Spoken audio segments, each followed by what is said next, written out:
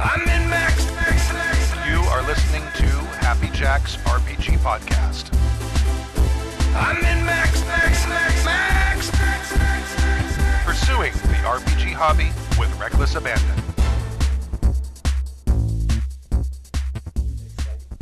Why, hello, and welcome to season 21, episode 4? Yeah. 4? Yeah. 4 Can it be? of Happy Jack's RPG Podcast. My name is Stu. My name is Kimmy. I'm Jason. This is Happy. We have a game convention coming up February 16th, 17th, 18th, and 19th at LAX Hilton Hotel, Yeah. strategicon.net if you'd like information about that. I'm running 2 games. I'm running a Moment of Truth for Kids game, and I'm going to be running Mongoose Traveler 2nd Edition. Both will be making characters during the game, so I don't have to do character creation.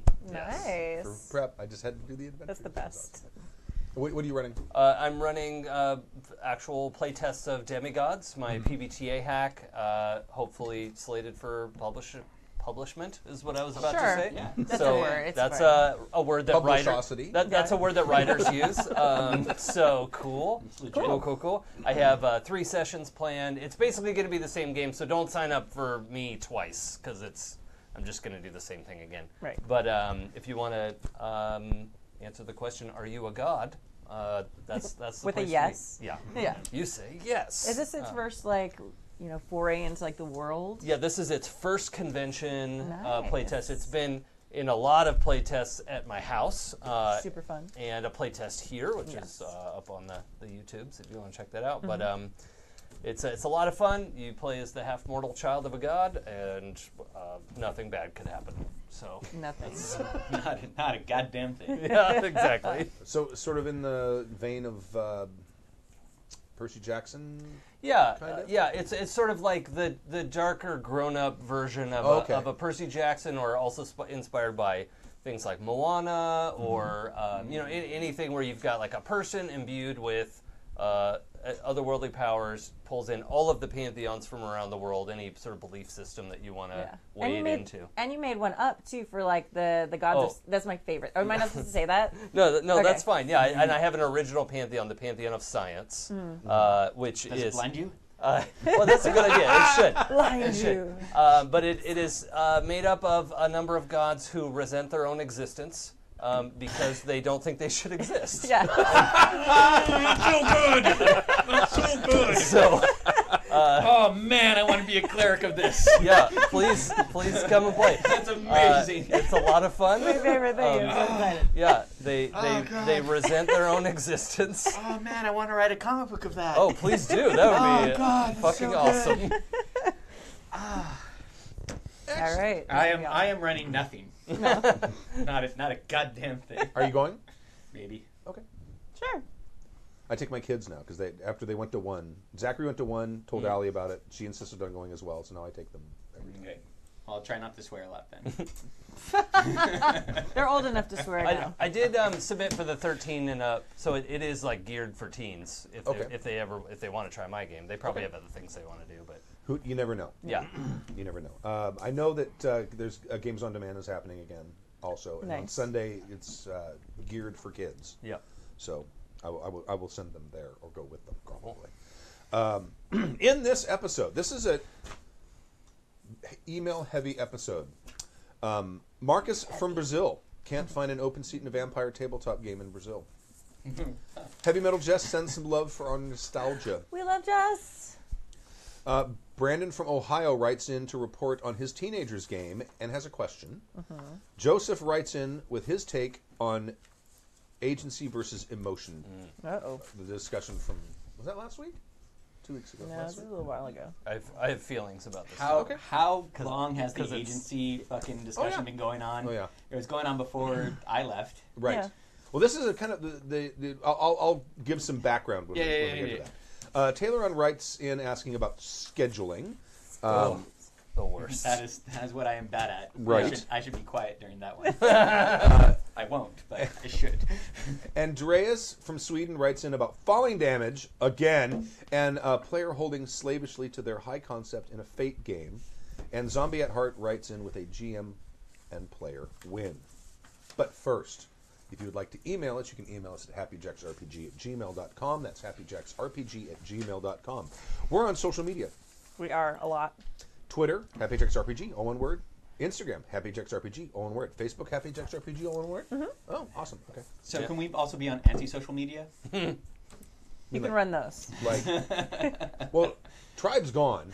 Oh, then that's a good one. Oh, AOL. That's is. a good one, yeah. That is pretty antisocial. I got a ICQ. parking page when I went to tribe.net. Uh-huh. It's like actually completely gone. It was hanging out there for a long time. Yeah. I'll haul out my Friendster account and set that up. again. MySpace. Yeah. Yeah. Well, MySpace is still there. They still have a lot of daily And users. they are still filthy. I don't get it. A lot of bands. As a hive Yeah. of scum and villainy. Yeah. And also, we have a community. You can go to happyjacks.org/discord to go to the Discord channel, and happyjacks.org/forum to go to our forum. Yes. You can find games there too. That's one of the big things. A lot of people have been joining to find games of their own, both online and in person. Yes. There's a find a group virtual, and there's a find a group physical, and people generally post by location or city or something. Yeah. So. And if you want to watch the show live, you can watch us. We do the show on Friday nights at 8 p.m. Pacific time. Go to happyjacks.org/live for that. Yep. And I think that is it. Is there any other announcements or anything else anyone has that they would like to mention? No.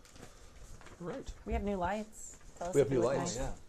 Oh, it's also We should turn the camera up so they can see God. Don't do that. and see the horror that is No. above. It's not horror. It's not as bad as There it is was. nothing above actually a lot this less. space Yes. right here. This is the top of the room that we're in. This Right. is not bad at all. I have no idea what you guys are talking about. Oh, it was worse. It Yeah. was So- worse. There's actually a lot of stuff that's been taken down.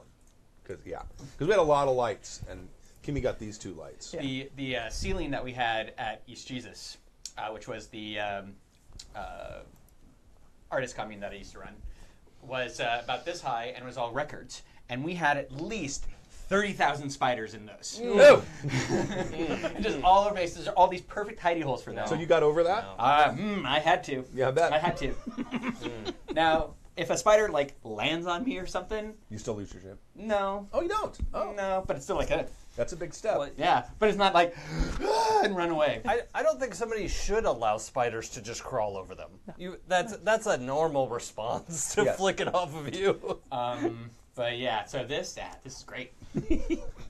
All right. Nothing is actively going to fall on me. No. Probably. All right. A big problem from Marcus in Brazil. Hello, Masters of Darkness. I'm Marcus from Are you Brazil. going to do a Brazilian accent? I can't do a Brazilian accent. A big fan of Happy Jacks, especially Mode of Sin. You are the best. Thank you. Now let me tell you about the problem that's taking place. I'm looking for tables to play Vampire the Masquerade. Then I joined in the biggest group of Vampire Masquerade Brazil in the Facebook. Posted to the group. I wanted to play. And never played in RPG tables. No reply to the post. In the last 2 months, I've seen lots of guys looking for tables and no answer to them as well. I made a new post asking why there's no tables open. Some people replied that they preferred to open the table to someone they know because they had a bad experience with unknown players who became angry or were uncommitted with the game. Another group said that it's hard to find a table because the GMs want prepared players to play, so they don't want newbies. Calm down, he says. It's getting worse. I asked them how they select players. They described something like a job interview, questionnaires about what you expect from the story, a discussion about the brief of your character, and a one-shot experience to see if you fit in with the table. I want to be a GM because I have good ideas. Well, sounds like a good ideas in my mind, but don't feel confident at this moment. Having experience only with the game Vampire the Masquerade Bloodlines. Is that yeah, what it's a is video game. Yeah, Oh, the video game. Oh Okay. man, I spent lots and lots of hours with that buggy. Right. Vampire the Masquerade books and many hours of Mode of Sin. I really need to play and feel how the game goes.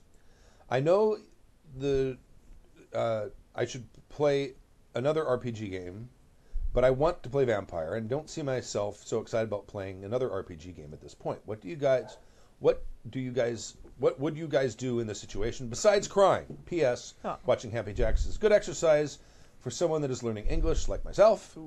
I saw many of the vocabulary lessons in your conversations. We have terrible vocabulary, by the way. Yeah. But some We actually colorful do not. vocabulary. Yeah. Like fuckballs. Yeah. Fuckballs is a great word. Yeah. And you can just sprinkle that in wherever. Yeah, anywhere. Yeah. Right. As, We actually have like higher than average quality vocabulary, I think. We don't always pronounce everything correctly, and sometimes it gets bad as we get drunk. So you're saying we have a high erudition quotient? Exactly. See? That's a very perspicacious observation. boy. All right.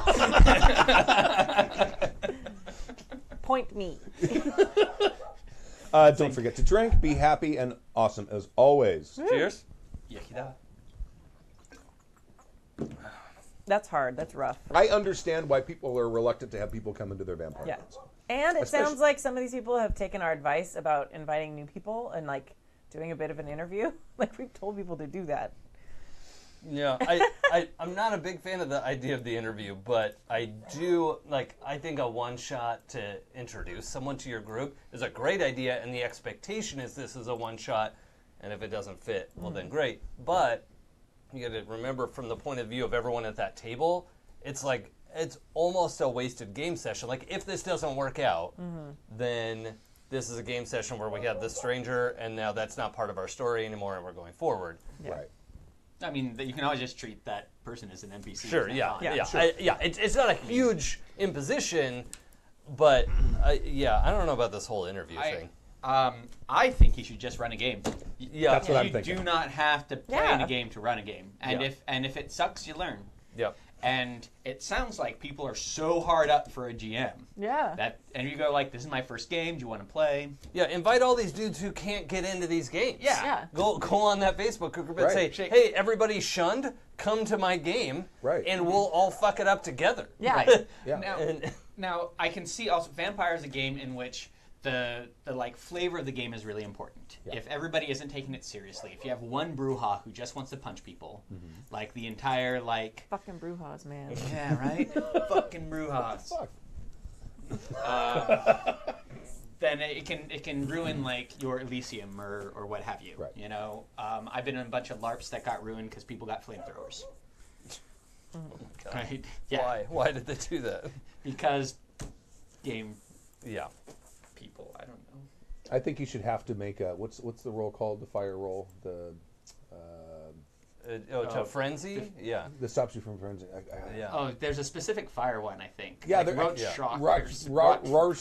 Rorschach. Rorschach. Yeah. I think you should have to make that roll to buy a flamethrower. Oh, yeah, just to even have it hold on. Yeah, to Like, hold oh, it in shit. your To even hands. think yeah. about the concept of a flamethrower should cause one Yeah, of those. or explosives, or that's Um, Well, it's like if you've ever read We Are Legion, We Are Bob. Oh my god. Oh yeah, I love that. Yeah. He's got this whole thing about no explosives. No, Yeah, we're not right, going to right. manufacture explosives because Yeah. bad things are going to happen. Yeah. Well, it's really easy for Vampire to turn from Interview with the Vampire into blood-sucking superheroes. Yeah, absolutely. And so doing your best to maintain that gravitas or what have you is really important. You can have players fuck that up. Yeah. But if you have a GM and you have players fuck that up, you go, I don't want this. Yeah. Cool. How can I learn from this? I mean, just GMing and not playing, you don't have to play for years if you're just GMing. I mean, Yep. I played I bought GURPS, read GURPS, ran GURPS. There was no one I knew who was running it at the time. Yeah. There may not have been very many anyone in Long Beach who was playing it back when I started playing it. Right. But someone's got to start. Yeah. When they first came out with the vampire books, in the probably late '80s or whenever the first books 91, 91. I think. When the book 90, first came 91? out, Somebody will a correct bunch me of on that. brave souls read through the book and decided to run it without ever having played it. Yep. Yeah. My I ran Shadowrun First Edition. Yeah. And it sucked, and we had a great time. Yeah. Right. And there were rules we didn't understand, and just rode right past it on our awesome motorcycles. Yeah. And Chop it, baby. yeah, it just didn't matter, and you just jump in and do it. And you know what? You could invite these strangers to maybe a public place would be good, some sort of Yeah. cafe to play at, but offer it up as a one-shot, play the game, and it can completely blow, and you'll learn a ton just from doing that. Absolutely. Or just run it on Hangouts. Yeah. Oh yeah, I mean, totally. that's another great one because if you're all, I mean, Brazil's a big country. Yeah. So, I mean, if you're all over the place, just run it on Hangouts. And if it sucks, learn and try again. But, yeah. That's I honestly think that's the best bet. And really, if you want a GM at some point anyway, and there's a bunch of people who are looking for games, you're doing a service to your community there. Right. Yeah. And, sorry, go ahead. well, if you are willing to go through the hours and hours of buggy content that is in Bloodlines, Oh yeah. you are golden You for are the hours you're going to spend for Yeah. You GMing are game. a saint. But the other thing, you should think of that as like if you're willing to GM, Yeah. like you're like a healer on an MMO, right? Yeah. Like Oh, yeah. LFG healer. Oh, you didn't even finish typing that. Like Yeah. you're in a group, right? Like Right. you're that guy, so or gal or whichever. So like. You offer a game, people will come and play. Maybe they have a good time, maybe it's a bad time, whatever. You get GM XP, Yeah. and you Right. tell a Yeah. story, and maybe it sucked. And you know what? If none of those people come back and you have a whole other group of strangers, you could tell the same story again. That's really good practice. Yeah. Yeah. And like tweak it, and the stuff that didn't work, you toss it out and change it, and Yeah. it's totally flexible. At this point in my playing career, I think I prefer to GM. I prefer to run a game Yeah, me too. than play it. Even though I fucking love playing. Yeah, you get to run all those ideas you have. So go for it. And then you'll cry less. Yeah, and I Exactly. think people have the thought that, oh, if I'm a GM, I have to know absolutely everything about the No. system. There have been so many times where I've run games, right? I've played in games, and like we helped look things up in the book while the GM kept things going and Sure. stuff like that. Like it's a kind of a community thing. Like everybody works in it together. Yeah, and if none of them have played before, you're all learning. I mean, even if you've read through the book, Yeah. I mean, my reading retention's not that great, so it's like, well, how did that roll work again? Especially with an older system like Vampire the Masquerade. Because even if you're playing 2nd edition, you're still playing like early 2000s style games where they have a lot of roles and a lot of rules, and combat has a lot of different roles, and just fuck it. Yep. Right. Like, it is not an elegant system. But you can make it elegant by just ignoring the rules that don't really work for you. Right. Right. Yeah. I mean, when I first started playing GURPS, I was in college, and I had started designing my own RPG, and I showed it to my buddy Eric Aldrich, who's one of the guys that runs Strategicon now, and he said, "You ought to look at GURPS because what you've written is a lot like GURPS." I'm like, "Really?" Because this is turning out to be a lot of work. Yeah. So I went out and I bought the starter edition for GURPS 2nd edition, I think. And I started reading through it. I'm like, oh, yeah, this is exactly what I've been looking for. And I ran it within 3 weeks. I was running the game, and we were doing tons of stuff wrong. But I would, like, read through the combat section, in between games, like, oh, we've been doing this wrong. The next section, I'd show up and say, oh, look, by the way, I found this. And like, oh, and everyone's like, that's why they have this thing. Yeah. Okay. And we'd all realize it. And we all learned it together. And by the time we were done, everyone at our table knew that game flat. Right. Yeah. I need to say a brief caveat to Vampire the Masquerade. The 20th year, the 20-year edition, that 20th come anniversary out, edition? that is a cleanup a lot. Yeah, it's great. So Yes.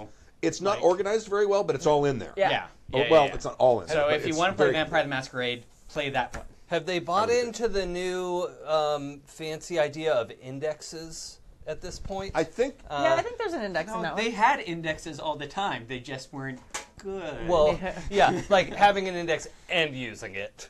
yes. Well, Yeah. this is Werewolf 20, but it's Sure. got an index. So I Well, assume that one has how novel. Yes. it. Well, if today in the modern age, because I've been renting InDesign for a Moment of Truth, it will generate an index for you. Well, There's also, no reason not to have an index. I like to have it on PDF so I can just search for the word. Oh, right. yeah, And yeah. then just Yeah, I It's usually super buy easy to find. both. Like I'll buy the hard copy, and it often now comes with the digital copy, Yeah. and that's That's really ideal. handy for me. Yeah. yeah. So there you go. Run a game. Do it. Yeah. just Run run a a game. And let us know how it goes. Yes. We want to know. That nostalgia, though, from Jess, Heavy Metal Jess. Who would like to I'll read Jess's email. All right. Hi, Jess. We love you. I love you. All right. Hey, all, hello, all. I just watched episode 2020 on YouTube, and like Stork, I got a bit teary-eyed hearing all the intros. Wait, she couldn't see on episode 2020. Sorry. It's okay. Nailed it. So for those of you who don't know, for the last episode of season 20, Yes. Stu played all the intros from every season. Like Well, the I played the first 5 seasons, We are on and then I season skipped 20. by 5s Yeah. because I realized this is going to be 20 minutes take long. forever. So it's very nostalgic, and a lot of people when they first listened to it were like, "Oh, I accidentally downloaded the very first episode again," and there's like a little reminder thing. Right. So anyway, while she was doing that, she was like, "I can't believe I've been listening to this show since season 3. I remember Jib's super long emails, the talks of cheese. I don't remember talks of cheese. We They're talk. Yeah. Well, we talk about cheese a lot in the APs. I remember talks of cheeseburgers. Are you talking No, about that- literal no. cheese or cheesy things? No. don't Talks know. of cheese. No, because remember in Vampire when we used to have like the platters of cheeses, Oh, and that's we would true, yeah. describe. Yeah, I mean, at least Yeah. 50% of the times I've been here, Kimmy has offered me cheese. Yes, it's the thing So- we have. It's, Then I feel snubbed. God damn it. And the long See if you get discuss- another cider. Yeah, right. Fucker. You have to come when we play a game. And the long discussions about beer, the burps, the burp complaints, and the appearance of the soundboard. I'm not writing in with any RPG content. I just wanted to thank everyone for all you do and all the happiness and community you've brought to my life. I really hope that one day I can come down to LA and meet you now that I live on the West Coast. Congrats on having the podcast that lives so long.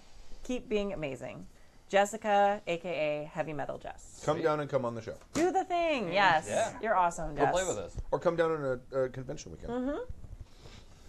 I will buy you fucking drinks. It will be amazing. Yes, absolutely. Wow, fucking drinks. That too. That's what they're for. They are. No promises. All right. She's promising. My teenagers are playing better. And a question from Brandon in... Oh, wait. My teenagers are playing better. And a question from Brandon in Ontario. Not Ohio. No. I could read this one. No, It's- is this Canada or it's- is this here?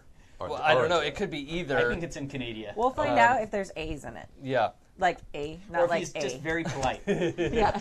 Yeah. Although I'm already happy because he's writing this in code, and I'm There a you computer go. science teacher. Yeah. So, hi Stu, and that name dot next group name name dot douche. Once again, praise dot next praise dot honest. I wrote a few weeks ago about encouraging the kids at my high school to play better games. I'm happy to report that things improved a lot, and we had a great few sessions before wrapping up our first mini campaign. Awesome. If you're curious, it was a very postmodern ending. As the party neared the big bad, or perhaps the big bad's lieutenant, they got scared and ran away. You know, the I've never come back here and I don't care to know the ending scared. That's awesome. That's rad. It wasn't what I expected, but the players weren't willing to risk their characters' lives for a story. Investment. Aw. Yeah, that is incredible buy-in. Like, I work with teenagers every day, and when I've taught them how to play D&D, they're like, sure, I'll rush in, whatever. Like, Yeah. okay, I didn't do a good job. I'll just chalk that up to excellent buy-in on their part. Oh, that's okay. Sorry, I just stomped all over your point. I think it's difficult for kids who are used to video games Yeah. and like just run in and fucking crush everything and you die. Oh well, you start Yeah, over. die, respawn, to yeah. Get into that idea that you are this person with feelings. Yeah. And it takes longer to make a character. Well, not always, but Yeah. yeah, there's some pretty lengthy character creation. In some Oh of yeah, them. especially if Yeah. it's like a Bethesda game and you're trying to not look horrible. Yeah. Yeah. On to my question. Yes. That's in the letter. Sorry. This mini campaign was to teach people to play. There are about 12 to 15 kids who want to take part when we start up a new round of games on February 9th. Holy metric. We're using D&D 5th edition in a generic fantasy setting. Do not have 12 kids at your table. No. I'm just going to throw that out. Okay, let's see what the question is. You need at least another Okay, GM. yes. Yeah. I was thinking about how best to divide the groups. yeah. Last time the groups were based on whether the players had experience. Now that most won't be noobs, I wonder if it makes sense to ask them about the style of game they want. Ah, smart. Last time, there were some players who wanted very silly, lots of fart jokes, slapstick humor, etc. games, and some players who wanted to explore the politics of the town they were visiting. Oh. Is this sort of division reasonable or desirable? I want everyone to have fun and get what they want out of the experience. Thanks again for all you do. If we're lucky, I'll have a gaming horror story for you soon. You have more than a dozen teenagers lined up to play D&D. You will have a horror story for us. I'm going to guess more than a dozen. Brandon also instructs drink! Exclamation point. Cheers. So, Oh, he's from Canada. oh, there it is. Ontario, Oh, Canadian. yes. I read it Ontario, wrong the Canada. whole time. Sorry. Eh? That's okay. Oh gosh. Oh gosh. I feel terrible about that. First, like, well done, you. Like, Yeah. bringing people into the hobby, being really, really, really Yeah. fucking brave. Well, especially like high school kids who want something to do, Right. and getting them to take something like quasi seriously. Right. That's amazing. I'm going to jump right in and say I think it's a great idea to separate them by what Absolutely. kind of game they want. Yeah. Oh, yeah. Ideally, not more than 6 or 7 players at a table. Yeah. Not even, like, if you can help Yeah, it, not that. 4 is better, but 6 is kind of at least what I would think is the max. What, Especially for D&D. yeah. And that becomes super long. Oh in god, combat. yeah, I forgot about that. I mean, if you're starting at level 1, like, that's not too bad for a while, but Once you get up to like level 8 or 10. oh god, that's like things 6 just hours run you out. got right there. Like, on, know- on the combat. The other possibility I'm just kind of wondering about, you might have some kids there who want to GM. I don't know if I would have them GM like completely solo by themselves. Yeah. But maybe like if you have 2 adults who are GMing and there's a couple kids that are interested in GMing, Yeah. be able to lower They can the be your co-GM. co-GMs. Yeah. Yeah. And Yeah. then you're lowering the table count of players too. Yeah. by- Because the Ah, oh, sorry, go ahead. I'm going to disagree with all of you. Oh, yeah. Okay. I do not think you should split them up, and the reason why is they all bought in before. And so you have the kids who are being silly, but Yeah. I mean they're high schoolers, and so like being silly, like especially when you're awkward. And I know about being awkward in high school. Being Right. silly is a defense mechanism to like interact with people. Sure. But everybody is bought in. You have silly people and you have the people who are serious about the politics, but everybody's bought into their characters. Even the silly people have bought into their characters. That's right. They all ran away instead So- of losing their character to the big bad. Although- So yeah. that means that they're still interacting as their characters. And the Yeah. people who want to push a political story, the silly people will move on with them. And it sounds to me kind of like the people who are being silly might be a little more awkward than the other people. And also are, I mean, we all joke around the table. Sure. Yeah. You know, we all say stupid things and laugh and blah. That's part of the camaraderie of being at the table. Right. And so if you split that up to the people who might possibly be more awkward and the people who are less awkward, the true. not awkward people might have less fun. Yeah. That's And- possible. That's possible. So, And- so are you saying they should be in one giant group, or you No. should split? Okay. You I should think make 2 groups you with should a mix split of with a players. mix. Okay. That's what I'm That makes saying sense. is I don't think you should split by playstyle per se, Mm-hmm. but definitely have the people who bought into their characters in each group. Yes. Because then they'll bring the other people along with that. Oh, makes that's a sense. really You good know? way to look Yeah. at that. Yeah. But I really think that trying to delineate between different play styles might ruin one game where just these people just don't know what to do and Yeah. they just sit around being silly all the time Yeah. and everybody else is silly and they don't know how to move the story along. It could have been that either the more social players or the more serious players were the ones more driving the story, and the other ones were just kind of there with their hijinks and antics. Yeah. So if you were to split that up, you're going to get. It's like when they spun off Laverne and Shirley Right. when they had the Lenny and Squiggy show. Uh-huh. No one's going to watch the Lenny and Squiggy show. You guys don't know what I'm talking about. I totally know what you're talking about. Tappy's right there with you. Tappy's Right there with you. all the way. I For turned those- 40 this year. For those who don't know, Yeah. I turned 40 last year, and I don't. You never- You ever watched Laverne and Shirley? No. remember Happy Days? Yeah. Okay. Yeah. Laverne and Shirley was a spin-off of Happy Yeah, Days. I mean, I know what Laverne and Shirley is. Right. I just never watched it, and I know who's Squiggly and the other guy, like Lenny and Squiggy. Squiggy. Yeah, I mean, I know what they look like, but Well, one of them's David McKeon. okay. David Say Nubbins from Spinal Tap. Oh, right. The tall Yeah, blonde guy. Yeah. Well, Spinal Tap. What, Spinal You don't Tap? You know Spinal Tap? All right. Well, Man, I will tell you, it fucking blew my mind when I found out that Nigel Tufnell was the Six-Fingered Man. Yes. I had no fucking clue. wait, what? Yeah, Nigel Tufnell is the motherfucking Six-Fingered Man. That's Christopher right. Guest. Yeah. It's amazing. I'm leaving. It's his second greatest I role. was not prepared for this information. Oh, and Derek Smalls announced a solo album. Really? Yeah, it's called Smalls Change. It's coming out What, He is did that a video. Was that a big lead up to a punchline, or is that a No, real it's thing? a real thing. A real thing. That's the title of his album. Small Stage. I am so emotionally unprepared for any of this. And he's done a video for the title track, but I guess I think is it an album or he's going to tour? I'm sure he's going to tour because he's got it's a who's who of classic rock and roll. That's awesome. That's Because so good. No one is a bigger fan of Spinal Tap than people who've actually been in touring rock bands. So there's like a huge line of people, lots of names you've heard of, who are doing like cameos on his album. Just lining up to be on this Yes. album. Yeah. And the video is hysterical. Huh. And, All right, and I'll have to in look fact, it up. it mentions lukewarm water at one point. Oh man, boy, did we get derailed there. That's okay.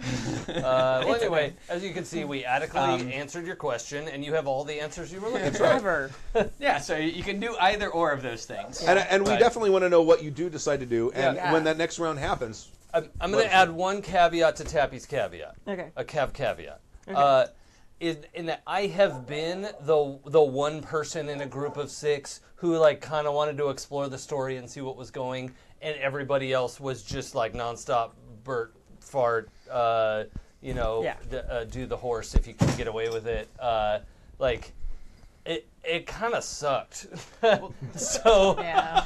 That's why you need to have a larger amount than just one. Yeah. Like yeah, if you have people who push the story, you need to have at least half, yeah, and then you have enough momentum yeah. to get forward. Otherwise, That would like, be my hey, guys, only suggestion. Guys, is hey, to- hey, guys, can we do the Do anything. Yeah, that was my life in that game. Yeah. Was like, can we just? I don't need to be here for this. I'm just gonna. That's great.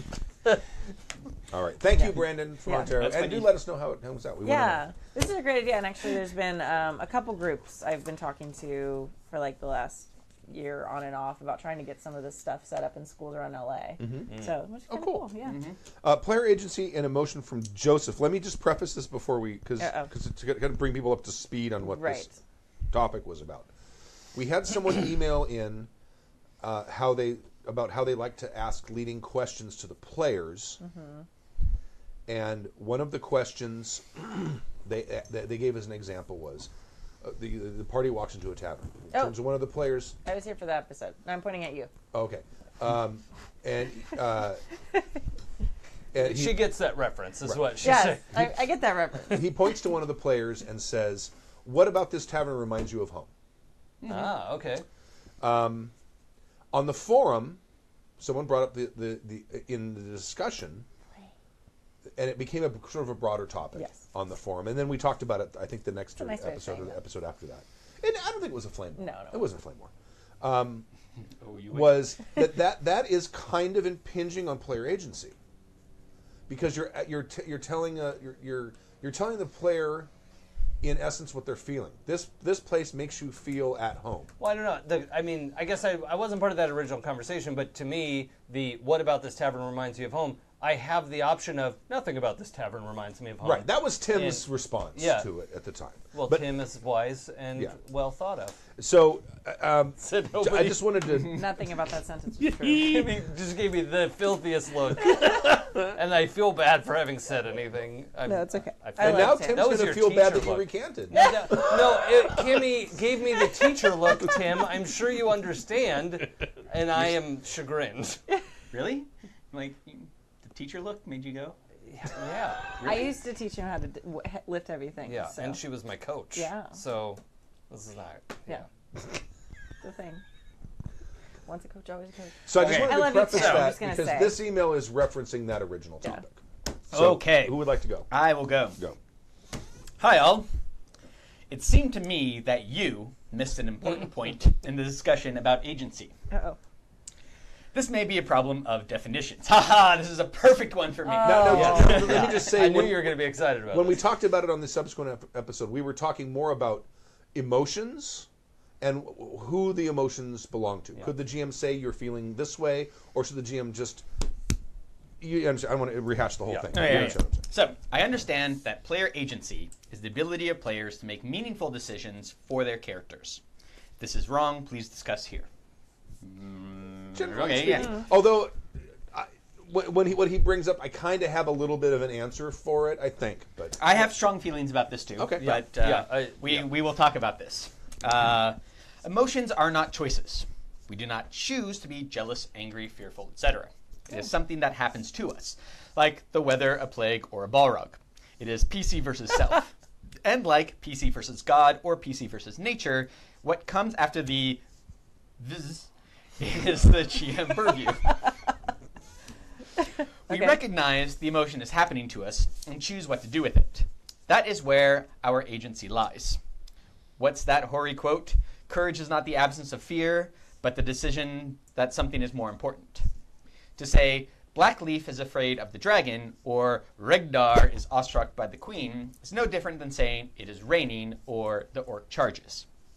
It presents a situation, and the player gets to make a choice. They can lean into the emotion or suppress it, just like real people. We can influence our emotional state by our actions, and this makes a gray area. But this is probably where dice come in.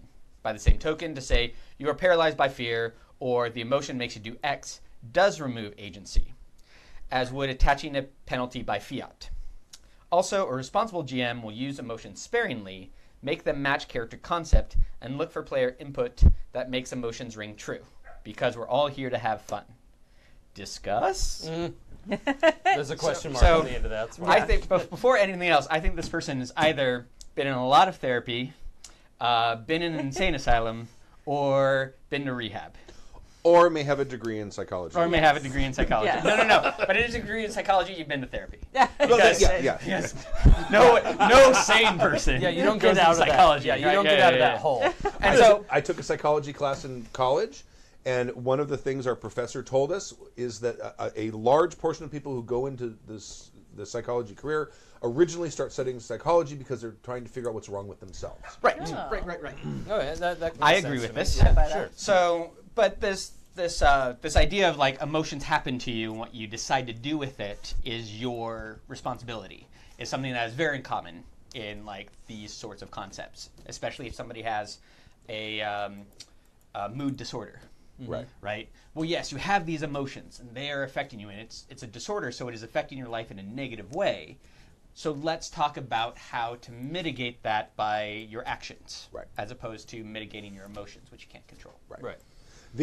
My answer to this, because this was brought up in the discussion on the forum thread, because someone brought this up. In fact, it was someone who I think is studying psychology who brought this up, and my answer was, and I don't have a real strong opinion about this particular issue one way or the other. The question, what about this tavern reminds you of home? If that is impinging on player agency, it is at most a very, very minor sin. Yeah, that's a 1 out of 10, that question. 0.5. Yeah. I just say, well, it doesn't. Okay, Right. cool, Yeah, done. yeah, you have Like- an out. Although I will say, and maybe this is a little too granular, but in my opinion, like I think the GM can phrase this differently. Like, this dragon is terrifying, Sure. right? In a sort of objective sense, and then you get to decide how you want to react to that. Of Right. like, okay, well, I rush in. Like, okay, we know it's terrifying. I don't have to make the point that you are afraid of this dragon. But then I think there's a difference between being afraid and being awestruck. Like, awestruck, if Regdar has been around royalty or grew up around, in the chieftain's house and has been around, like a queen is like, all right, I respect the queen, but whatever. Like, you don't know that he's awestruck by the queen. Like, that, I know this is probably such a nitpicky, stupid thing to get hung up on, but like, you could just say the queen is regal and is up there in all her finery and has a commanding voice and blah blah blah. Like, you describe your character's GM. You don't have to say you are awestruck by the queen. Well, it does put a finer point on it. Like, if you just say she seems regal, it's like, oh, cool, that's awesome. No. You don't understand. Yeah. Like, this is the queen of the motherfucking elves. Yeah. Sure, Right? But and then she do is, that. she What is you just more said. attracted than anything you've ever seen before, and you are blown away by this. Saying you're blown away or that she's more beautiful, you are telling them how they feel. Yeah. Right. Right? If you say she's beautiful, Well, the That GM, is how you the feel. GM has a lot more tools in his toolbox. Right. Because if it's, let's say, an audience and there's a big chamber and a bunch of people, and the doors open and you hear a fanfare, and all of a sudden everyone around you goes absolutely silent, and everyone's turning and watching, and and everyone's sort of holding their breath as the queen ascends onto the throne. You can lead the players along the line of what that experience might be like without having to tell them what it is. Let's take a different scenario here. Okay. Let's say in L5R you have a crab that's being a fucking badass, and then in court there's he like slaps a like crane artisan because As he should. yeah, fuck that bitch. Turns out that artisan, her art is the sword, and she does like a flashy whatever thing and like cuts your paper fan in half like right in front of you, and you're like, oh fuck, I'm now going to get into a duel and I'm going to die. Right? So now you're afraid. Crab don't get afraid really, really easily. Right. But you're afraid because this little girl is going to cut you down and everybody back home is going to know it. To find out, right. Right? So now maybe roll to make sure, like, sincerity to keep that fear in check so nobody sees that you're afraid. Because people see that you're afraid, especially as a crab, that's bad. But you have to tell that person that they're afraid at that point. If she does, she cuts the fan, it's like, well, I don't fucking care. I'm a motherfucking crab. Right.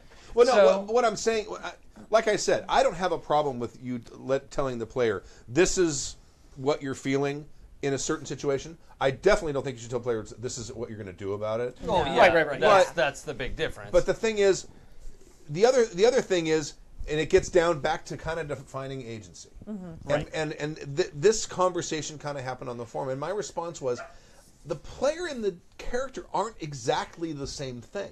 Right. Maybe, and this totally depends on what sort of philosophy you come sit down to the table at. Maybe part of your role as a player is you're also representing the reptile brain of your character. Right? Yeah. And you're the one who's going, you're the bundle full of anxiety inside his head, as well as deciding what he does. So Right. Yeah. Well, I think that the rejection of a player. Well, see, so a couple things. Like what Tappy just described would be super helpful to me because I've never played L5R and I don't know a crab from a crane. Right. And I don't know that I should be afraid of that. I don't know anything about it except they're samurai. But the other thing. Oh, fuck, So I forgot conflicted. what I don't was know gonna say. which. I was going to cheer for a clan, and now I can't decide which one to cheer for. right. So torn. Right? The dangerous crab or the little girl who's about to cut him Well, down. as a crab clan who just Ronin who just joined Crane. I'm so confused. Yeah, Are you a Yasuki? we were Ronin. So. Oh, okay. I think the other thing that that piles up for, or why a player might push back against saying your character is afraid, is for a lot of people, or at least I don't know, maybe new players. I don't know if that's an actual good assessment, but a lot of players sit down. Their character is an extension or meant to be like their ideal self. Sure. And if you tell them your character is afraid, they're hearing you are afraid, Yeah. and you're weak, and you're like they're taking it personally. Yeah. Right. And so I'm not saying you should or you- shouldn't do it, but I think it's important for people, though, to realize that Yeah. they might be doing that and stop it. right, and that you're not Because your character. that- Hopefully, you know that Because That's- that gets into fights between players and GMs. And Yeah. I've seen games break up sure. because of this. Yeah, me too. I think a lot of that. I think that's a great point. I think a lot of it has to do also with the relationship between the GM and the player. Like there would be situations because like you GM a lot of my games. So if there were a situation where you like out of nowhere you tell me, okay, you feel this, okay, all right, I feel that. Whereas if I'm playing with like a GM at a con or something, and some dude suddenly is like, "This is how you feel," I'm like, "I'm sorry, I'm sorry, this is how I feel." Yeah. No. Yeah, Yeah. yeah, I'm sorry. So I think there's also like you have to kind of know that relationship you have with your players and whether you've got that like okay like you don't tell people how they feel very often. So when you do, it's important and it's meaningful. Yeah. It's Right. not you being bossy and railroading. It's like this is an important moment and this is like is appropriate. Like, Well- if the characters in the game were to ever come into contact with the Emperor, Right. I am gonna fucking tell you, Right. you are quaking in your fucking boots because this is the most powerful person. Yes, this is a this god. is a god. Yes. right. It's like God made flesh in front of you. Right. Well, I'm going to look him in the eyes. No, you're not. No, you're not. You're just not. You're just Yeah. not. yeah. You can, but you're gonna pee. Yeah. A little bit, at least a little bit. A little bit. Yeah, to me, I thought it was handled really well. Like the first time I played Monster Hearts, there's a section in there that says part of this game is you not being in control of your emotions 100%. Right. Right. You know, and you will decide. You get to decide what happens when you screw up your roll and it says that you're afraid. You'll decide what Right. happens after that, but you're still afraid. And honestly, the fact that the game told me that ahead of time, I was like, okay, I'm ready to have my You can- emotions run out of control. Yeah. You buy into it. Yeah. One of the things that really strikes me with this agency question, which we have been going on Oh, a long for time. long time, is there are certain things that are going to be in control of the player, and there are certain things that are not. Right? If you're on a bridge and the bridge breaks, you're going to fall. That does not destroy your player agency. No. You don't get to say, well, I don't think my character would fall. Gravity wouldn't does do not that. affect Well, maybe my you can character. make it Dex plus Athletics roll and see if perhaps But that is a roll to see if perhaps you can do that. Yes. As opposed That's to, different. I wouldn't do that. Yeah. Right. Yeah. No, But, my character does not fall. He stands in the middle of nothing. Yeah. Right. And so, like, what we're talking about here with emotions, you're talking about responses to them, right? And so we're talking about voluntary or involuntary responses. Absolutely. So we just talked about the spiders falling from the ceiling. Involuntary responses, Yeah. and you don't have a choice. That's your reptile brain going. So, like, especially with the pathology, if you have a fear of spiders, you're Right. going to flip the motherfucking out. Right. So we've already bought into the idea that either pathology or magic will give you an involuntary response. Sure. So now that we've decided that there are involuntary responses to emotions, now we're just splitting hairs Right. on Absolutely, yeah. when there's an involuntary response or when there, like, nobody's going to choose to be paralyzed by fear.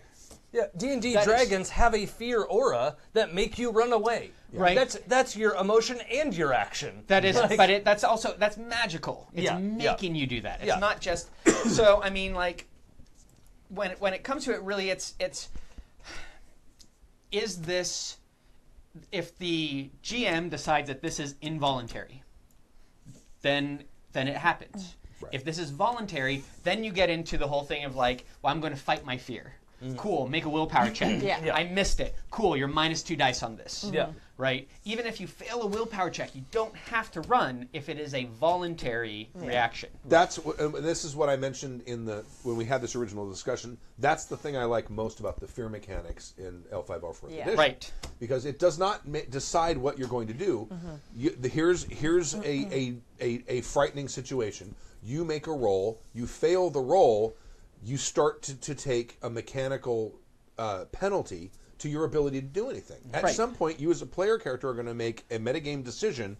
My character has suddenly become ineffective because now I'm at like -6 dice or something. Right. So I'm rolling 2 keep 2. Right. So I'm going to now step away from the situation. So the character is feeling afraid. The player is looking at the Feeling numbers afraid.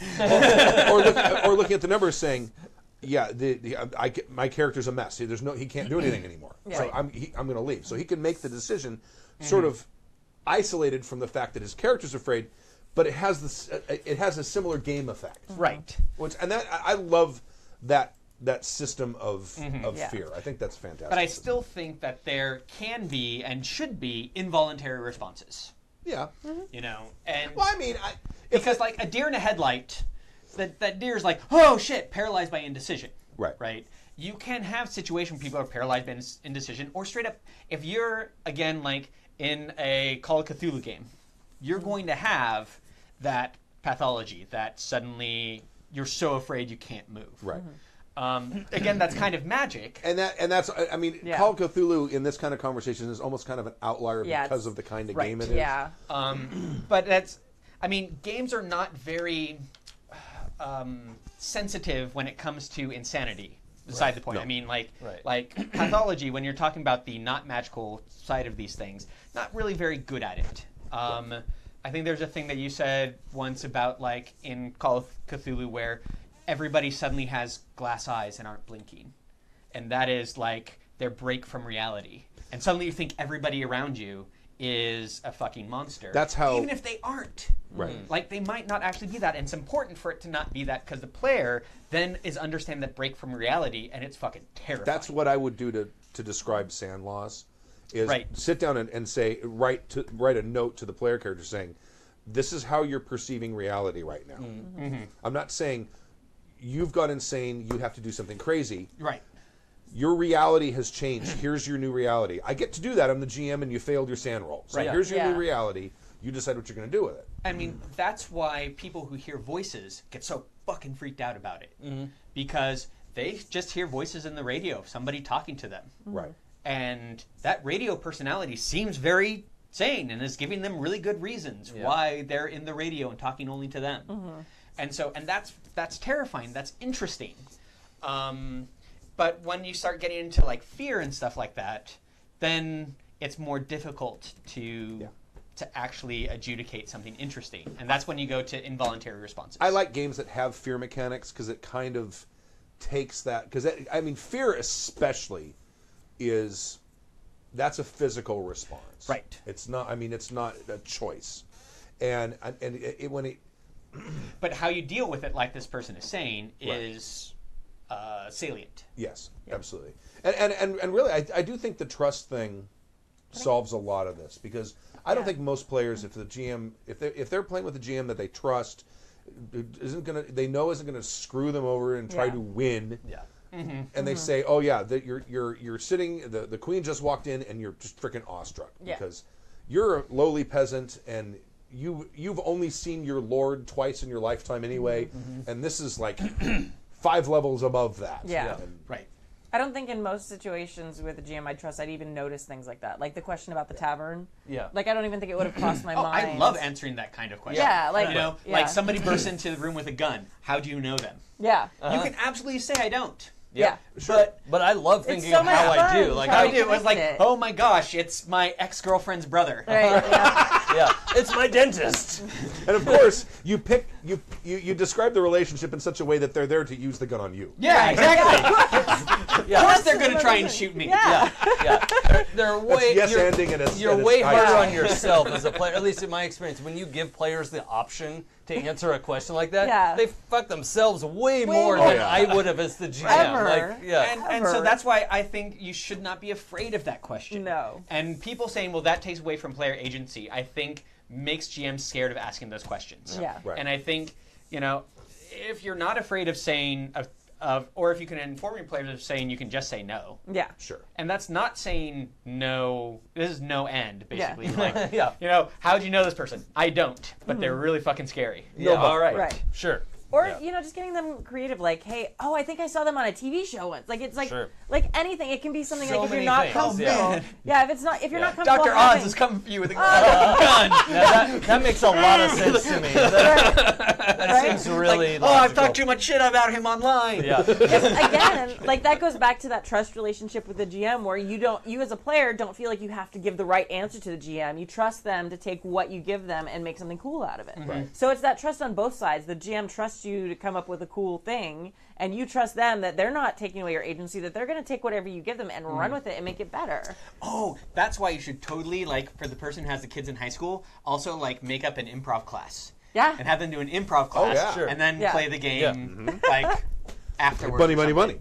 money. Yeah, right? Because just Money. being stupid on stage with each other and just, like... Yeah. Right. And I mean, it's that gets that. I mean, the whole purpose of most of those exercises is to kind of get you out of the fear of looking Yeah. silly. Right, Yeah. right. And that's a fear that a lot of people have when they first start playing in role-playing games. Yeah. Is, I'm a make-believe character, and this is Yeah. kind of weird, and I'm going to look like an idiot. Yeah. Right. But if you played Money, Money, Money first, there's no way you're going to look more stupid than that. Yeah. I was actually talking with some people on Discord about this today because we were discussing like why men and women are attracted to different types of games. And one of the things like that came up in the conversation was that everybody pretends as kids. Like it is something we are born doing. Like we pretend to be people as kids all the time. I watch kids every day on the playground of all different ages doing it. Yeah. It's something that we have to learn not to do anymore. We are trained out of thinking that's cool and fun. Yeah. So it's like one of those things where it's like you then just create a place where it's safe to go back to that. Because everyone does it naturally. It's just like, okay, go back to before you thought it was weird. Oh, that's more like sweet and empathetic than I thought we were getting this podcast. I'm gonna have another drink now. All right. Thank Anyway. you very much there, Yeah. Joseph, for the provocative Yeah. email. Yes. The The chat room says they don't believe that you're a kid.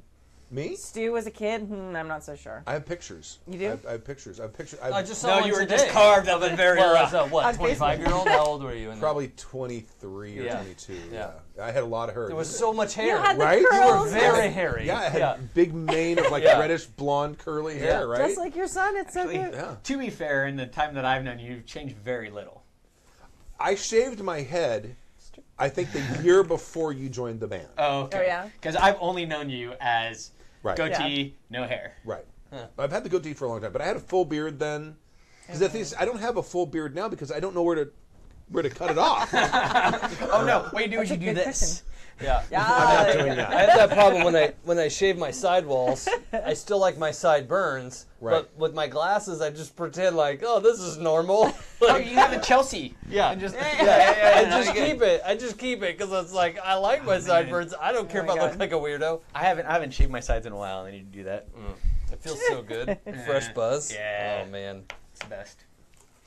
By the way, viewers, if you're now that there are two Mohawks on the show, it's worth noting that yes, they're often used as like a mate attraction, like to attract a mate. The plumage, Beautiful plumage. but it is also often used as a threat display. And if anyone sees Tappy's Mohawk behaving in an unusual manner, please text me and let me know because I don't want to get just stabbed in the ribs. Is that like that thing on top of a rooster that? Yeah, Yeah, it's, it's there's, cockscomb, yeah. there's a threat display component to it that you have to watch out for. And I mean- can't look at him except in the monitor. I'm trying to keep an eye on him, but like Yeah. you don't know. You also have to watch him if you puff up his cheeks. Yeah, yeah. So The chat wiggle, room- wiggle yeah. the ears. Yeah. That's another yeah, one. Yeah, all watch of these out things for. are dangerous. Or if his tail goes flat. Important to watch for. Oh, Yeah. jeez, yeah.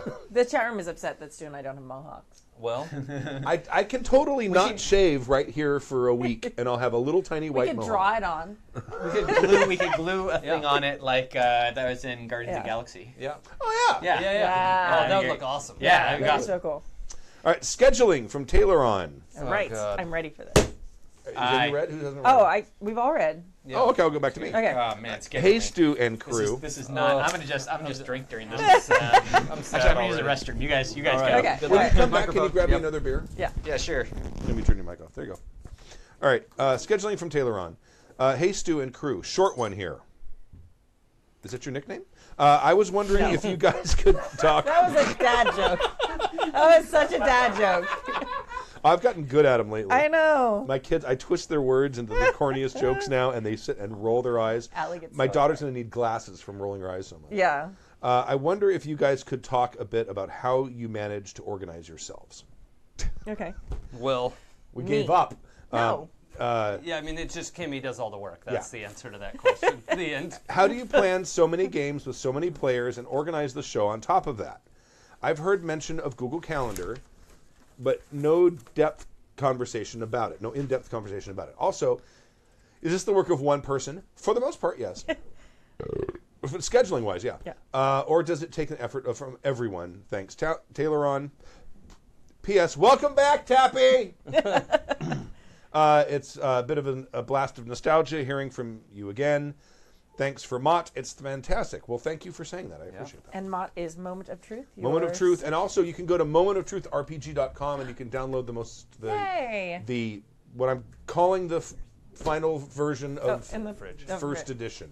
Oh, actually, that box right there. You can just Oh. grab them out of that box. Box beer? Give me a couple of them. I don't like No, them I'm that good, thanks. cold.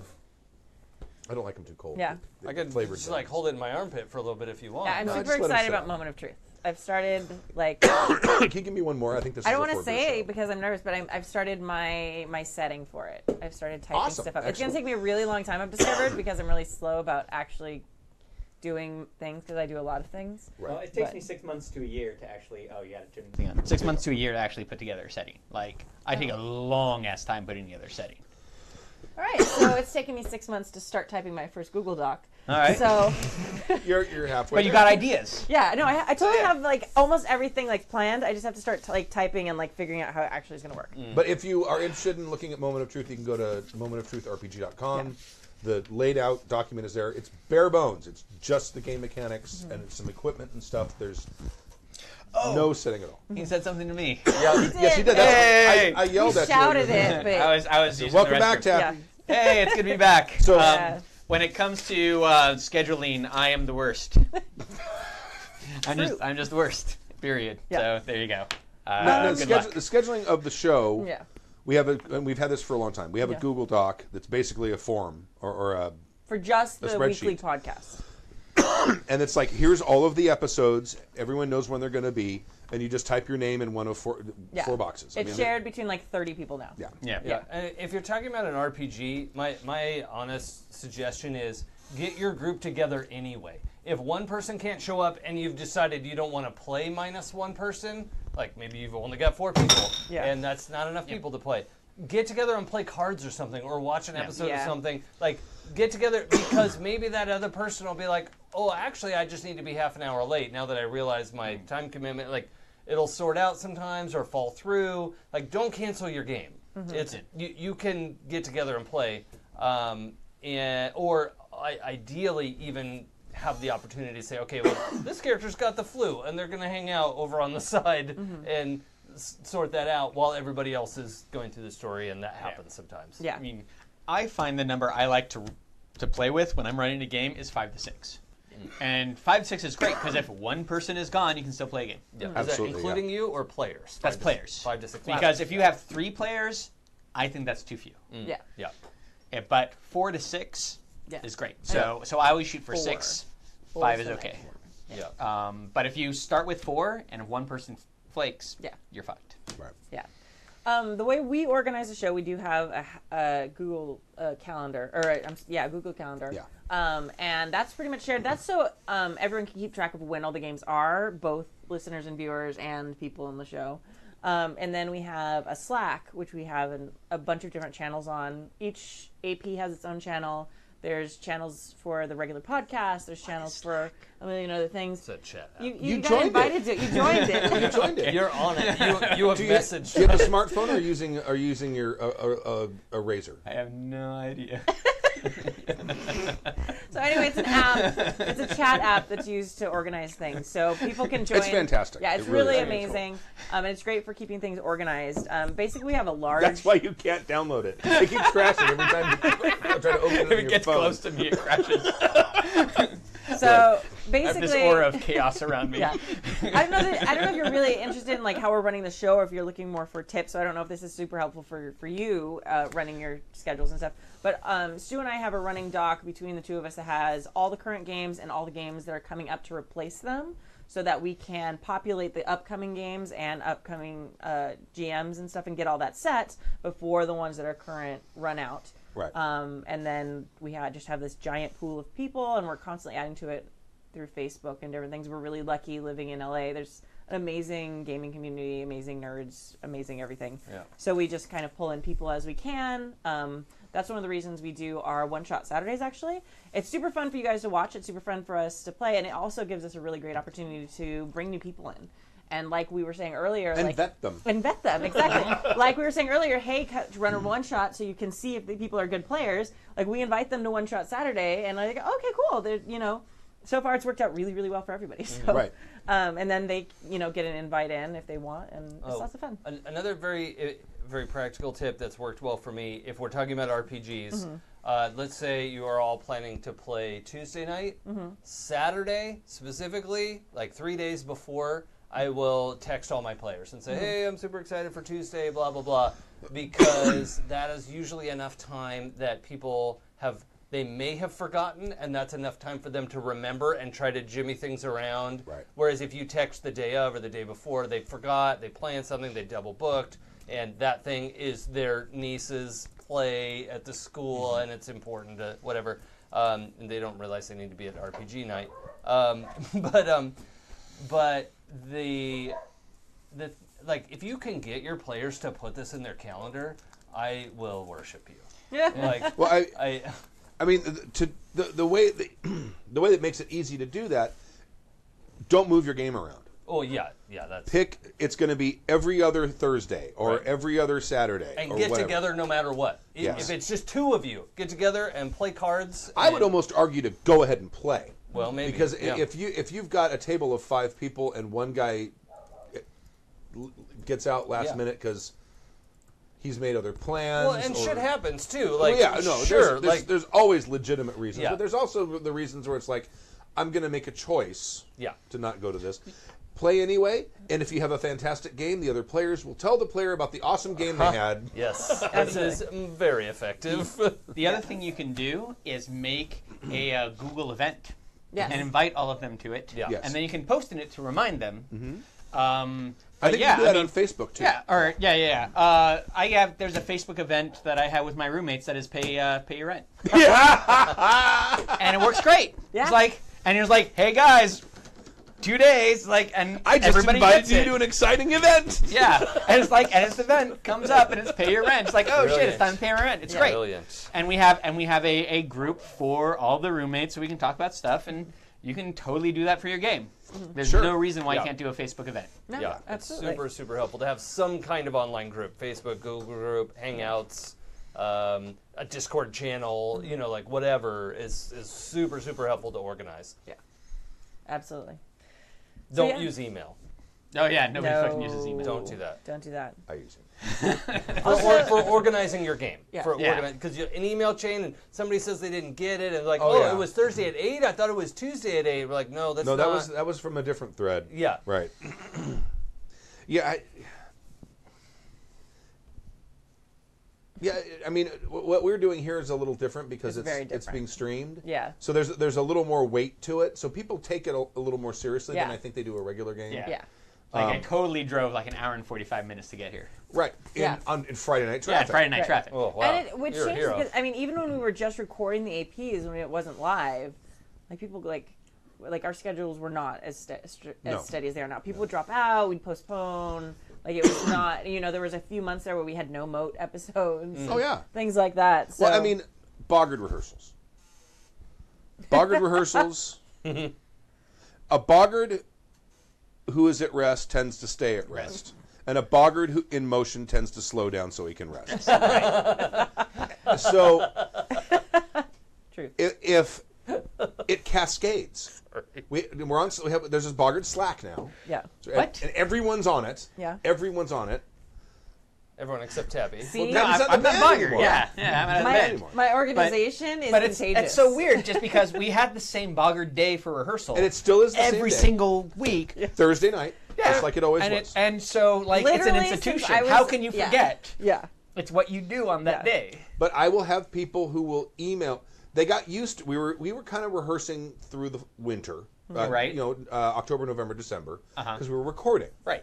Like you do. So, but stuff comes up, or I get sick, or something happens, so I was canceling rehearsals, and so people get into the habit of asking, usually on Wednesday, is there going to be rehearsal tomorrow? But I mean, now we're at the beginning of the year. Fair's coming up. Yeah. St. Patrick's Day show coming up. We're going to be rehearsing every week. So they'll check, are we going to be rehearsing? Yes, we're going to be rehearsing. But without that thing looming, one guy says, now this is a band of 12 people. One guy says, of 12 lazy people. One guy says, I'm not going to be able to make it because of this. There are now 11 other people who are trying to think if they have any sort of possibly believable excuse as to why they can't be there as well. Rehearsal is the best day of the week. That's when you and I would get drunk and I talk know. about things Exactly. until like 1 a.m. Right. And so then also one guy drops out, and then next thing you know, 5 people show up. Yeah. It's just what happens. So Lazy motherfuckers. Or like when I was setting up the lights yesterday, and it was like I come at like it was like 7:30 or 8 We had when just I got started. here. It was just- yeah, we had just just started. started. There's like 6 people. Okay, small rehearsal tonight. And slowly, as I'm coming in and out to like 9:30, it just slowly starts growing. Like by the time it wasn't everyone. no, We're it still was like missing a few 9 by the time I Yeah. left at like 10 o'clock. people. Yeah. So, I mean, the larger the group, the bigger problem you're going to have with it. Right. But I do think keep doing it, because if you do end up canceling it, and I've noticed this with the Boggarts, I'll get to a point where it's like there's only going to be 5 of us.